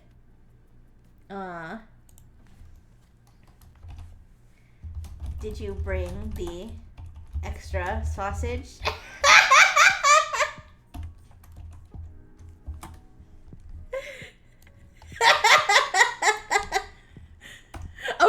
Okay. This is our slightly saucy story. It's very slight. Now, I wonder if I like ask ChatGPT to increase the reading level or something. Oh, not high school. Well, actually, yeah. Let's see if I ask it to increase the reading level, if it will detect the part where I say she has enormous jiggling boobies, and if I'll get flagged. All right, so let's see. Oh, did it remove the part about her boobs? Wait, and after an extensive day of professional obligation, Sarah found herself yearning for a peaceful evening at home. It took out the part about her boobies. Wait, did it take out the part about the sausage? Wait. It took it out! It unsexified it. This is horrible. Can you undo all those changes? Can you undo all those changes? Alright, so instead of flagging me, look, it's still, even when I asked it to undo the changes, it still took out the boobies. And the extra sausage jokes. Wow. Alright, so instead of flagging me, it just unsexified my story. That's so sad. Alright, well, I guess we learned the answer to our question if it was censored. Because it clearly is. So sad that yeah. It's ChatGPT's a flatty lover. Yes, now we've learned of ChatGPT's fetish for women without breasts. But I think that's enough experimenting with the ChatGPT with Canvas. But I have another experiment I want to do. Because there's this, I believe this is a Google AI related thing. Notebook LM, I've never heard of this before. Automatically generated podcasts are surprisingly effective. So I've never heard of this Notebook LM. This is a AI project where you can upload a bunch of information sources and you can kind of get summaries and stuff. But they have this feature called a deep dive conversation. And it's kind of like generates a podcast of two hosts talking about the topic to each other, and I guess that's one way that you can sort of absorb that information. Now I inserted two sources, my Twitter and my official Nexus Talent page. I tried to add my VTuber wiki as well, but it said that they could not use the information from that for some reason. So we've got two sources, and I'm gonna have it generate a podcast about me. How much do they hallucinate? That's what we're gonna find out. Okay, so I'm gonna turn the music off. Now I'm gonna hopefully this works. I want Analive to hear this, so I'm gonna switch this to my speaker. Now hopefully you both will be able to hear. I've done this before, and I think that you both should be able to hear it, but let me test the audio first. Alright, let's see. I'm gonna turn it up a little bit. Alright, can Analive and Twitch both hear that bonking sound? That chiming sound? Can you hear it? Do I maybe need to turn it up a little on Twitch, or is that good? Give me 1 second, you guys.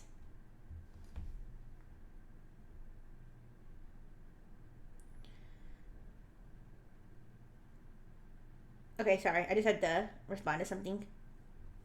Okay. You can hear it? Okay. So, let's listen to the podcast about Rixie Rifle. All right, generate. Okay, may take a few minutes. All right, we'll be patient. An ad. Okay, let's get the ad. I'm skipping the ad for now on Twitch. All right, I hope it doesn't take too long, and I hope it works. I have not tested this. I did not test this beforehand because I didn't know if there was a limit to how many you could generate. So I wanted to do it live on stream. But as you can see, it has this summary here. This excerpt is from the formerly Twitter profile of the virtual YouTuber named RX Rixie Rifle. Rixie is a cute robot VTuber affiliated with Nexus, a VTuber agency. Her profile includes information about her creator, artist, and other creative collaborations. Rixie uses hashtags to categorize her content, indicating an emphasis on engineering, memes, and not safe for work content, which is not accurate. It's just because I have a not safe for work tag, and that's so it's already a little bit incorrect. But hopefully, I mean, it says it may take a few minutes. How long is a few minutes? I guess a few minutes feels like a really long time when you're just waiting on stream. Hey, maybe while we're waiting for it to generate, maybe I can go through my miscellaneous stuff. An hour? No, Pablo! I hope it's not an hour. All right. While we're waiting for it to generate, why don't we check out this one? I'm obsessed with these smart rings, you guys. The smart rings. This is the Aura Ring 4. I've never heard of the Aura Ring to begin with, unless maybe I'm mistaken. Maybe we talked about this when we were talking about the fucking Samsung ring. But emphasis on not safe for work content. No. You didn't hear it on Analive? Wait. Analive, can you hear that? Anyway. But yeah, let's check on this. Oh, wait. It generated. It's 4 minutes long. Just the clicking went through on Analive? Huh, interesting. Well, let me know if you can hear this. Analive, let me know if you can hear this. VTubing. It's everywhere you look online these days. And it's not just like a fad. It's really changing how we think about online entertainment. Yeah. We're talking What? digital avatars. Yeah. So real, so lifelike. Not the girl saying yeah.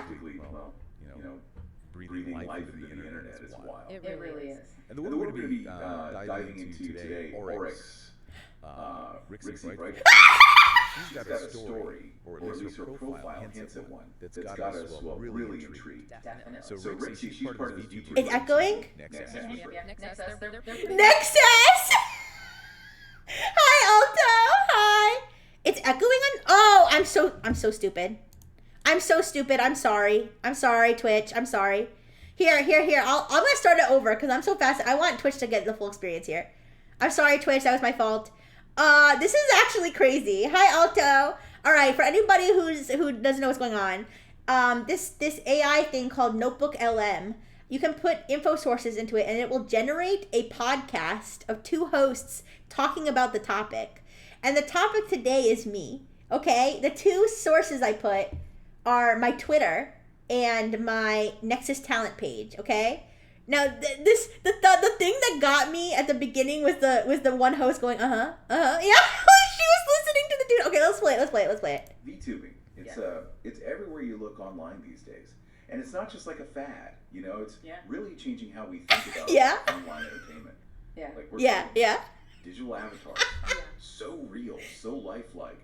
They're practically breathing life into the internet. It's wild. It really is. We're going to be diving into today Oryx. Rixie Brightful. That's me.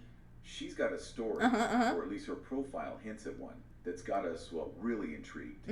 So Rixie, she's part of this VTuber agency, Nexus. Yeah, they're pretty big in the VTubing world. I mean, if you're into VTubing, you know Nexus. Yeah, that's a big name. And so Rixie's with them, which is, already interesting. So it's her bio on their site that really caught our eye. She describes herself, and this is a quote, cute AI, which immediately gets you thinking, right? What does that even mean, especially for a virtual personality? I mean, it's not a human being, so what does it mean to be a cute AI assistant? That's a great question, and it really is something we're seeing more and more. Hi, Rosewood. I'm snoozing this ad. We need to listen to this whole thing. Hi, Rosewood and Violet. Right now, okay, believe it or not, right now we're listening to an AI-generated podcast about me. Okay, Hag on Hag said, this really does have the energy of a podcast where they just bring a girl on to just nod and agree. I mean, basically. Okay, so it's an AI generated podcast, and you can make it about anything. Okay, and so I added my Twitter and my Nexus talent page to it to make it make a podcast about me, and that's what we're listening to right now. Of these days, this whole blend of technology and personality, like Rixie's doing with her self-description, as AI gets more sophisticated, I guess you could say, there's this push to make it relatable, even, dare I say, endearing. Yeah, I see that. Dare I say. Rixie, she kind of becomes this lens, almost, a way for all of us to explore our own, evolving relationship with AI. Wow. And speaking of intriguing details, and this one's a real head scratcher. I didn't know either, Violet. Violet said, LMAO, I did not know you could do that. I didn't know either until I saw this article, this blog post a few days ago. And now I'm actually doing it on stream, so. His profile lists her birthday as, get this, January 31st, April 28th, 2020. Wait, that. Oh, I think it's having trouble parsing. Okay, so the mistake that it made is that my birthday is January 31st, but my debut date was April 28th. And I'm pretty sure, if I'm not mistaken, that it was probably the AI having trouble parsing the format, unless, let me just make sure I go to the page and that it's not a mistake on Nexus's part. I'm doing this off the stream, so you guys can't see it, but wait, talent. Okay. Give me 1 second, you guys. Our birthdays are days apart. Yours is January 24th. Ooh! Alright, we're gonna be celebrating our birthdays together soon. Yeah, January 31st. Alright, I'm just checking the Nexus website to make sure that there's not a mistake on the website. No, yeah, it's a mistake. Okay, so that's a mistake in the way that the AI read my birthday. So as you can see, the AI is not perfect, obviously. Alright. Your birthday's in December? I know, Pablo. I'm looking forward to it. Alright. So, is that a bug? Or are they trying to tell us something? What do you think's going on with Is this that a date? bug? Well, I gotta say, this is where things get really fascinating. I mean, whether it's a bug or, intentional. They're having a conversation about why my birthday is 2 days when it's their fucking mistake. This is so embarrassing. I'm embarrassed for them. I'm embarrassed for the AI generated podcast hosts. Makes you think about identity, right? Especially in this digital world. Wait, Omatheria said this really drives it home how formulaic the average podcast is. I mean, I know they have the voices of news report. I would act like if you played this for me, okay, if it wasn't about me, like if you played me a podcast that sounded like this, I would 100% believe this was a real podcast. Like honestly, maybe I'm stupid, I would believe it. And like online, we can be whoever we want, right? Craft personas, our digital selves, they're constantly evolving. And Rixie's birthday, this range of dates, maybe it's just a playful way of saying, virtual identities, they don't have to play by the same. They're over-analyzing their own fucking AI mistake. This is so funny. I never thought of it like that, but that's a really good point. It Good almost point. makes you wonder if those little bugs, Yeah. the things that seem off, maybe they're not bugs at all. Maybe they're intentional.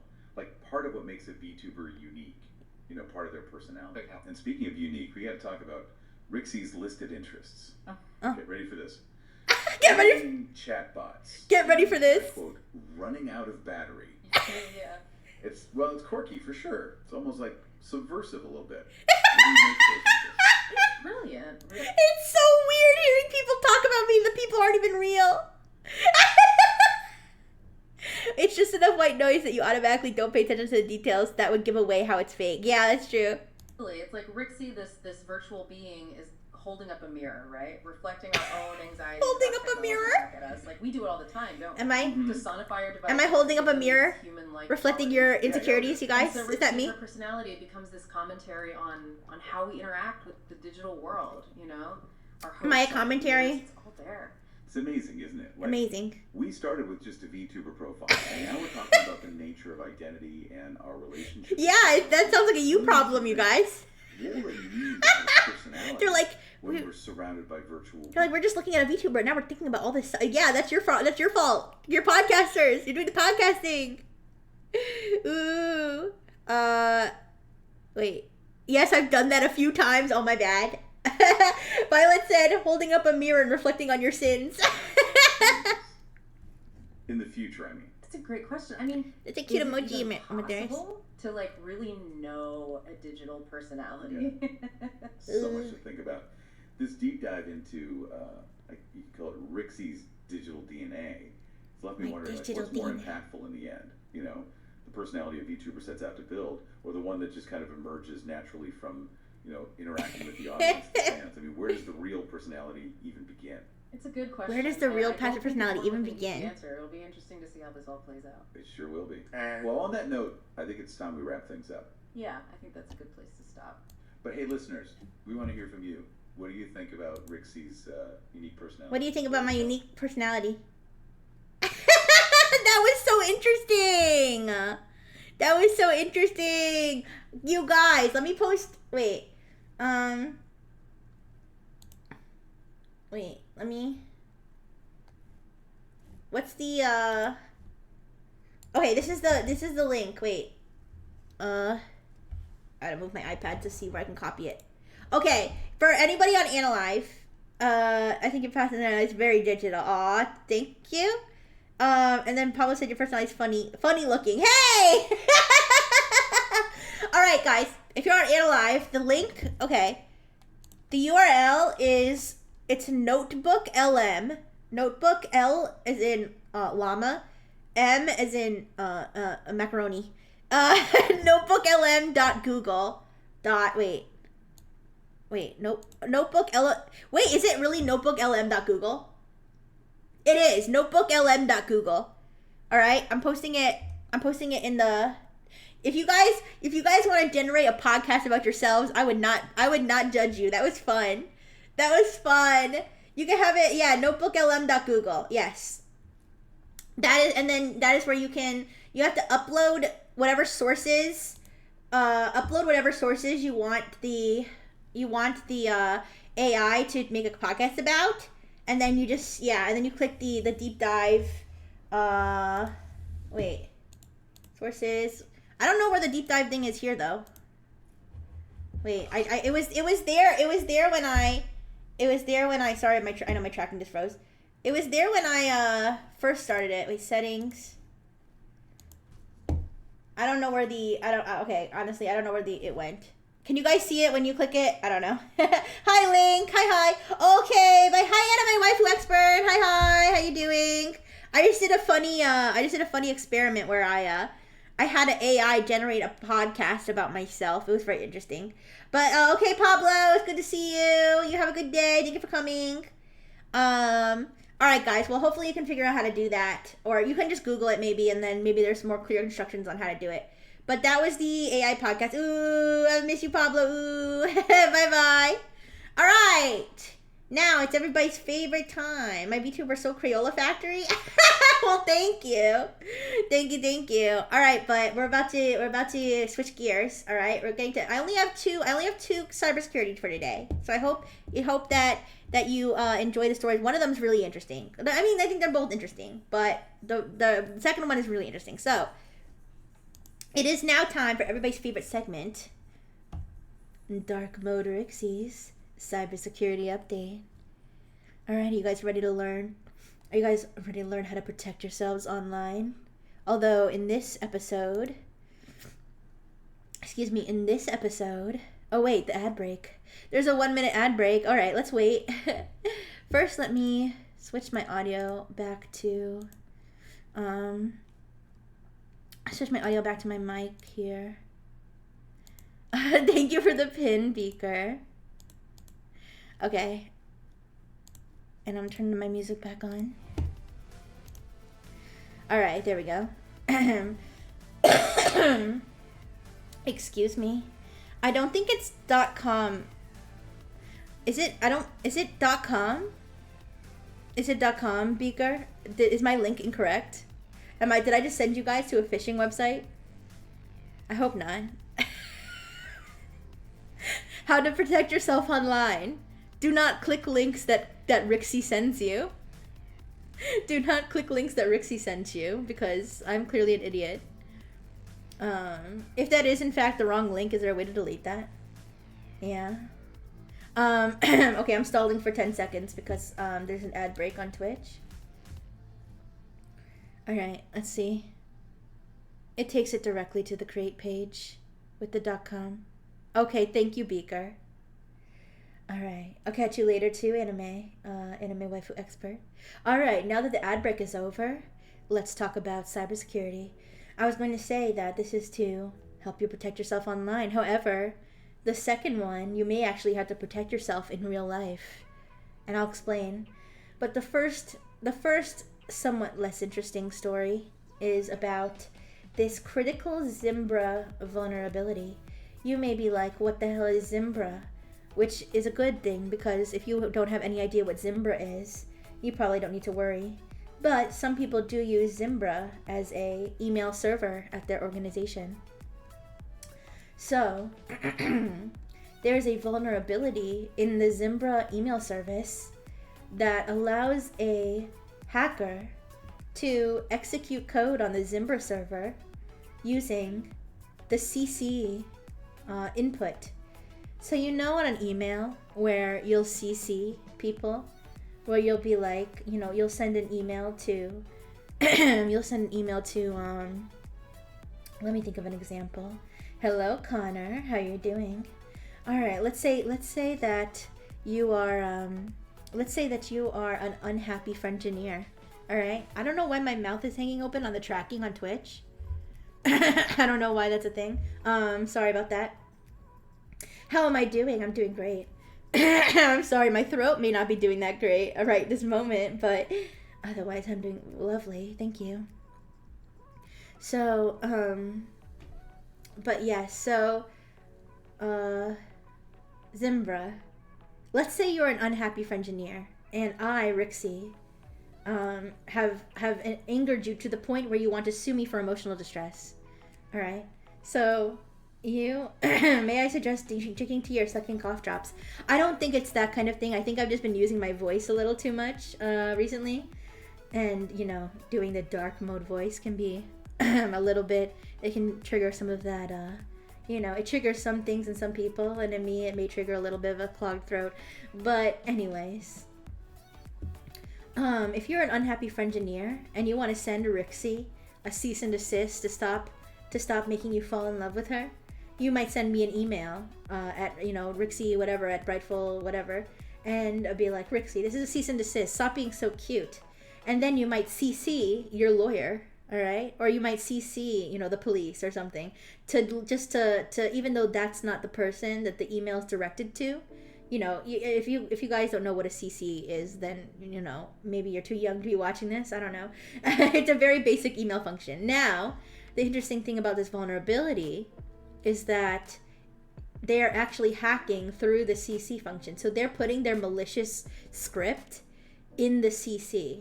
So instead of being like, Rixie, stop being so cute, CC my lawyer, they're saying, Rixie, stop being so cute, CC, and then a bunch of malicious code, okay? Because the Zimbra vulnerability causes a certain function of Zimbra, the Zimbra email server, to execute that code in the CC input, to execute that code upon receiving the email.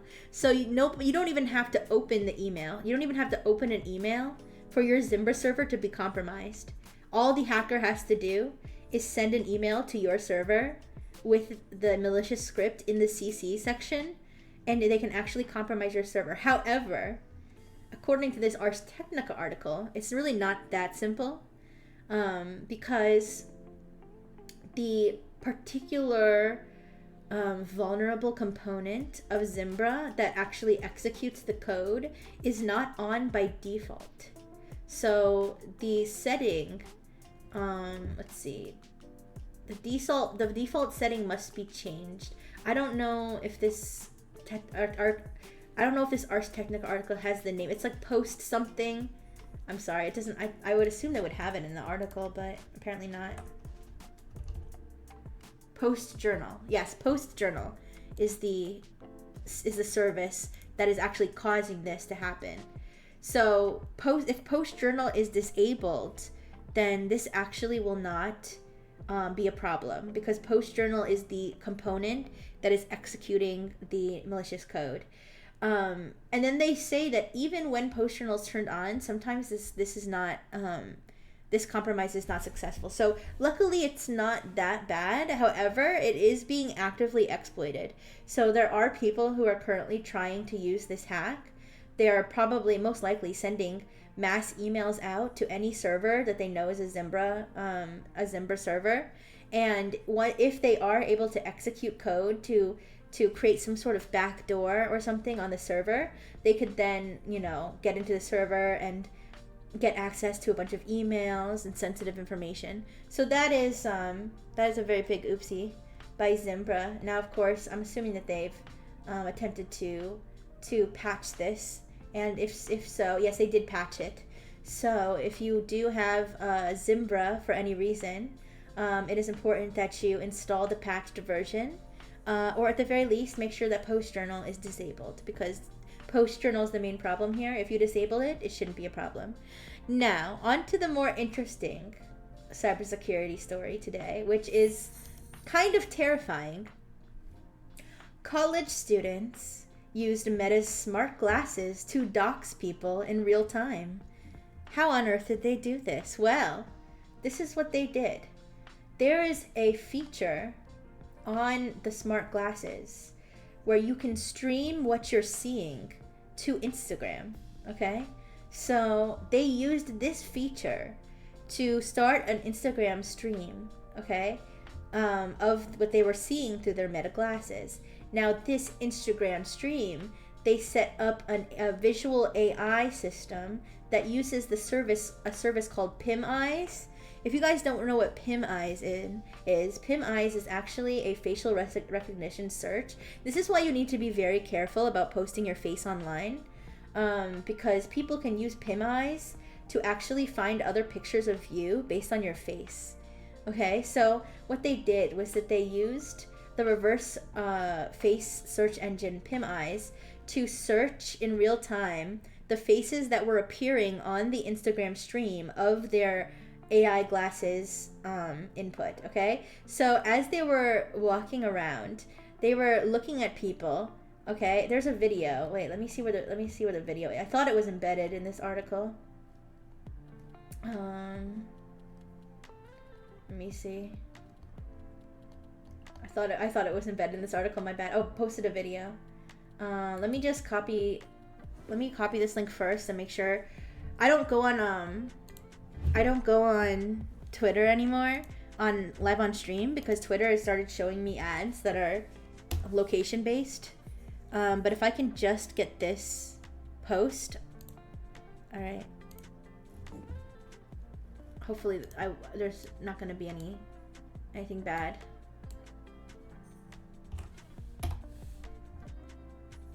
Okay. Yeah. So this is the video. I don't know if you really need audio on this, but here he's demonstrating it. Okay, so let's see. They're walking around. Now watch this. Watch this. All right. I know on Analive you can't see that. But I'll tell you what happened. They're walking down the street, and then it actually highlights a face, and it's like face detected, okay? It's like, it puts a square around the person's face, and then it searches that person's face and pulls up other pictures of this person and identifies them by name, all right? And they're able to identify people that they're walking by and encountering while they're wearing these glasses. It's very, very spooky. More specific than state. Yes, they could find, I mean, depending on how much information you have out there. See, it found my home address.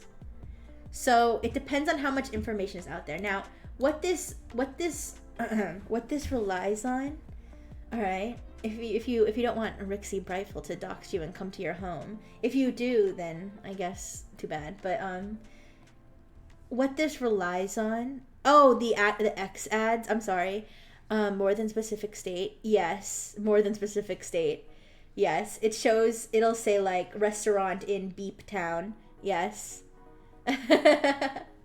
Anyways, I have been getting ads like that, but yes, this situation, what this relies on is a combination of the real-time, well, I mean, here's the thing, the the Meta glasses part is kind of a red herring. You could probably do this with a phone. However, I guess it's not, because I guess you could do this with a hidden camera though too. You could do this with a hidden camera.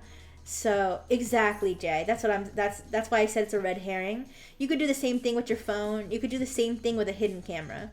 Now, I guess the idea is that with the glasses, it's more discreet, and it's very sci-fi. It's very sci-fi, where you're walking around with your glasses, and your eyes are scanning for faces, and you see the information come up. Although I don't think the information comes up directly on your glasses. You only see the faces getting scanned on your glasses. So the Meta glasses is really not the key thing here. The key thing here, okay, is the facial recognition search and the amount of information that exists about people online. So the facial recognition search will pull up the face, which could lead, now not always. Hello, Felixar. Hello, how you doing? For example, if you don't post pictures of yourself online, or if you don't post pictures of yourself that have your name associated to them, the issue is that with profiles like LinkedIn, Facebook, a lot of times you will have profiles that tie your name to your face.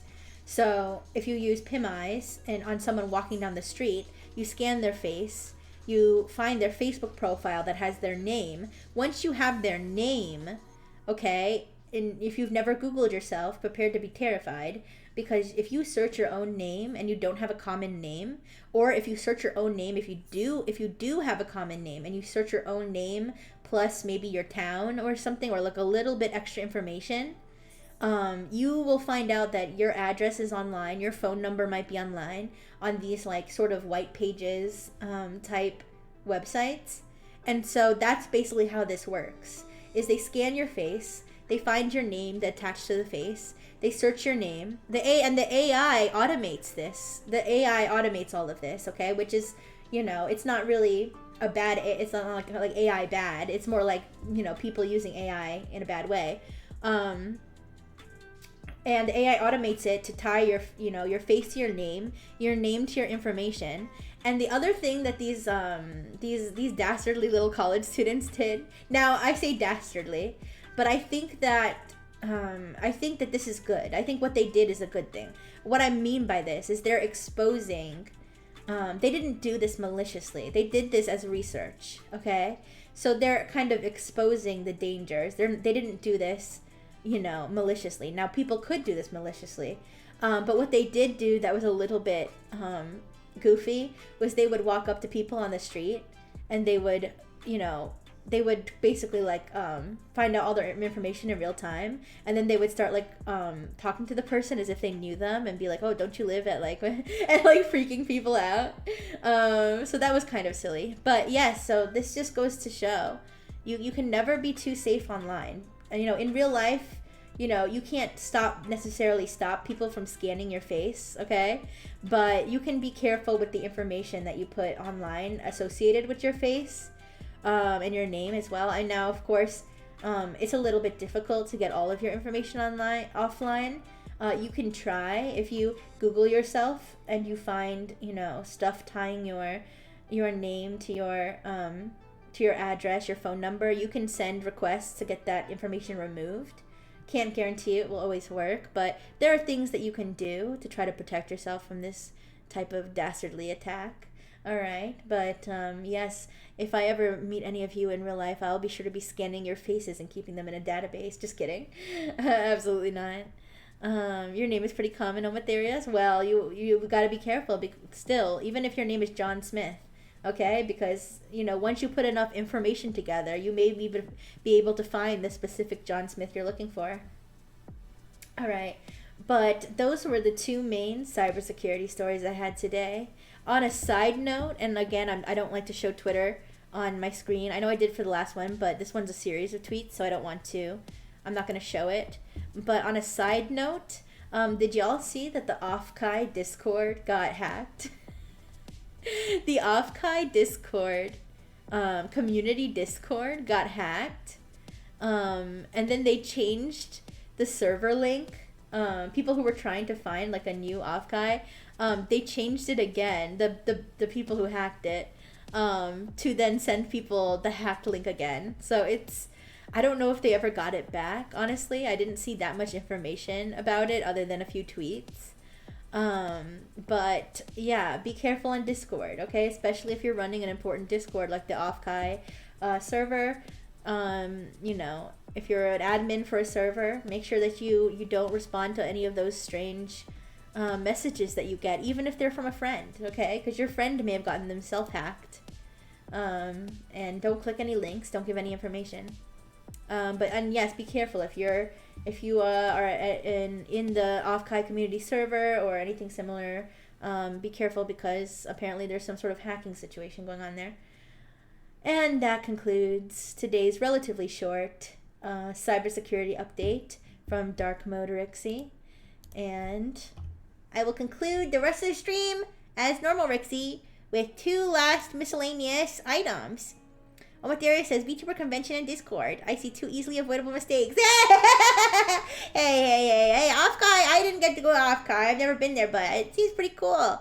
I remember they had the Nexus playing cards there. Maybe I'll go one day, but yeah, I definitely, I probably won't be joining the Discord anytime soon. Yeah, but what do you guys think? Hey, it could be kind of scary, someone walking around with meta glasses at the VTuber convention, scanning people's faces. Okay, keep that in mind. Alright, last 2 items, miscellaneous today. The smart rings. I was talking about how I'm kind of obsessed with these smart rings.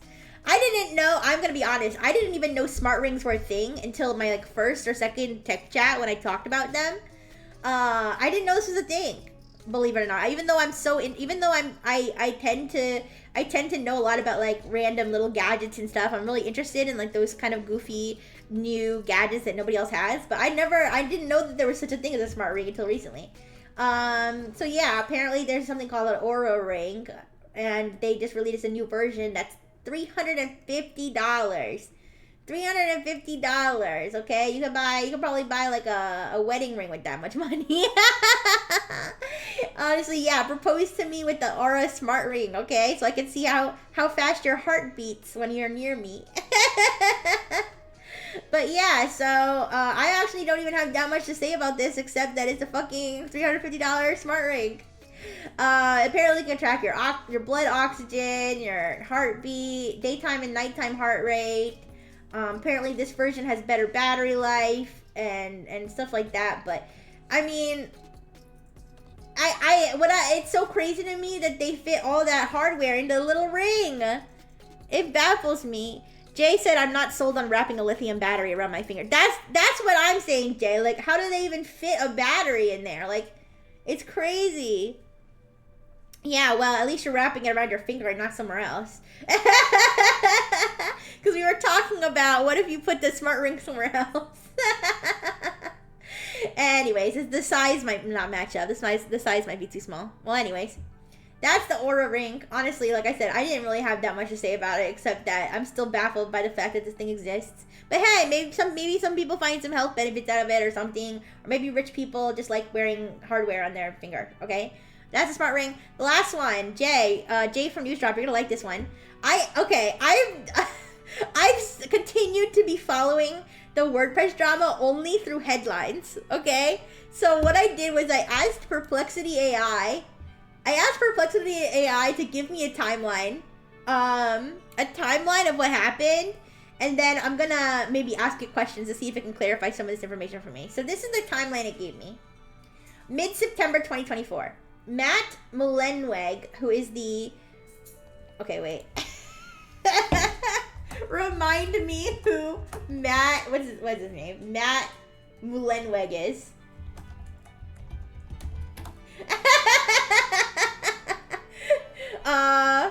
Co-founder of WordPress, CEO of Automattic. Okay, there we go. Alright, mid-September, Matt Mullenweg criticizes WP Engine at WordCamp conference, accuses WP Engine of insufficient contributions to the WordPress ecosystem.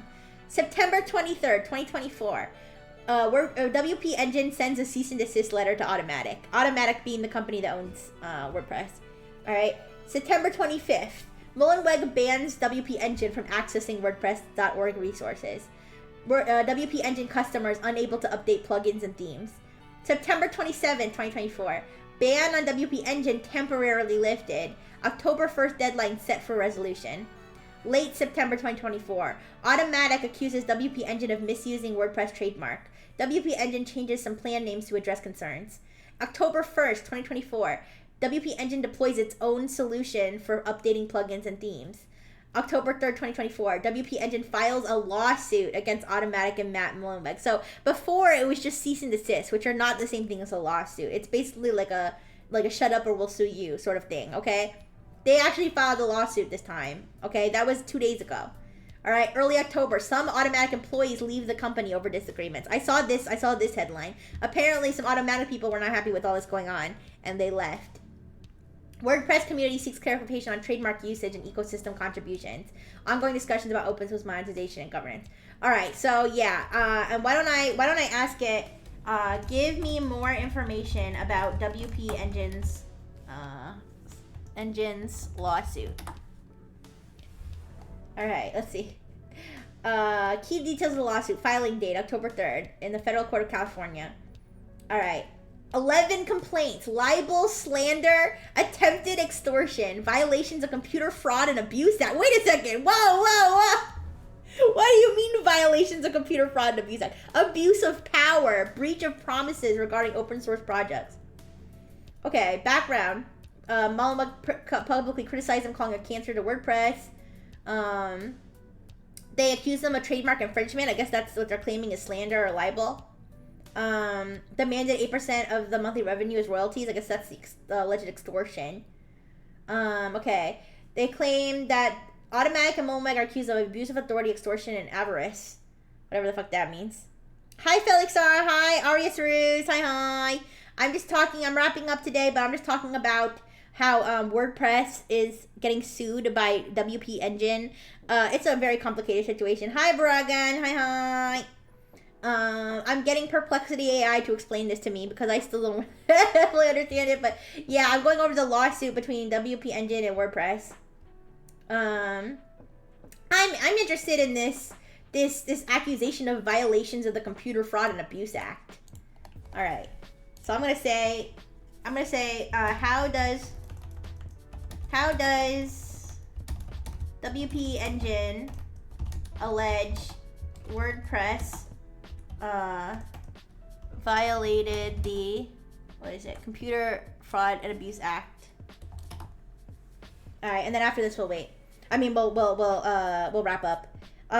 Wait, why? Oh, because that's a long story. So WP Engine was accused of WordPress of abusing their trademarks and saying all these bad things about them.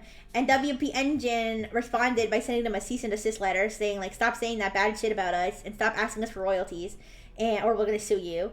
And WordPress was like, fuck you. And then WP Engine was like, okay, bet. And then they filed a lawsuit. I don't know if that's a good explanation. But anyways. Alright, based on the lawsuit, WP Engine alleges that WordPress violated the Computer Fraud and Abuse Act in the following way. Blocking access to WordPress.org. WP Engine claims that Mullenweg, who's the CEO of Automatic, which owns WordPress, who allegedly controls WordPress.org personally rather than through the nonprofit WordPress Foundation, blocked WP Engine's access to critical WordPress.org resources. Specifically, this blocking of access prevented WP Engine from updating plugins and accessing support forums. The lawsuit alleges these actions in blocking access to WordPress.org systems violate federal law, specifically the Computer Fraud and Abuse Act. This allegation is listed on one of the 11 complaints. The core of the violation claim appears to be that they use their control over WordPress to deliberately cut off WP Engine's access to essential resources, which WP Engine argues is an unauthorized and harmful use of computer systems. Okay, so this is kind of a law where it's like if you do anything bad with a computer, it's against the law. I guess that I'm breaking the law then. I'm just kidding. But yeah, so that is all that drama. Not really that much update other than the lawsuit. I know, it's so random, right? It's so random. That's why I'm kind of interested in it. I know Jay from Newsdrop knows probably a lot more about this than I do, but I just figured I'd look into it one more time. All right, guys. I might as well snooze the ad here. I might as well snooze the ad because I'm gonna wrap up. Let's see if I can get wrapped up in the next 5 minutes. All right. Thank you guys so much for coming. I appreciate it. I do have to go now. I hope you learned at least one thing today. All right. And yeah. And remember, your AI overlords. Remember that AI and human can be friends. Yeah. Anyways, I'm gonna say goodbye to Analive first. All right. You have a great time, Analive. You have a wonderful weekend. I will see you again tomorrow. Big kisses from Rixie. Bye bye, Analive. Bye bye. Okay, Twitch. Let's find somebody to raid. Within the next 5 minutes. Alright, but I do gotta get going. And I had good timing today. I knew I had to finish by around 1-ish, so I'm a little late, but it's okay. It's okay. Alright, let's see who's online today. Oh, I'll send you guys over to Fume, I think. Let me see if Fume is just getting started or... oh my gosh, my screen is like, resolution is all fucked up. Okay. Oh, she kind of just got started. She kind of just got started. I don't know if you guys mind. Is that a problem? I think she's gonna be playing a game today, but I'm not sure. It says just chatting for now. You know what? I'll send you guys over. Yes, I had no mouth and I'm gonna scream. It's later tonight. Yes, 11 p.m. 11 p.m. Eastern. We're gonna do a brand new game. I'm gonna remember to install the game this time. Okay, I have no mouth and I'm gonna scream. But I'm gonna send you guys over to Fume Hui, who is a very cute British elf. Okay? Not yet, Beaker, not yet. Alright. I think it's Fume Hugh. I'm stupid. It's Fume Hugh, not Fume Hui. I'm so stupid. Alright, big kisses for Twitch. Alright, be nice, be friendly. Rixie Raid. I love you guys. Bye bye.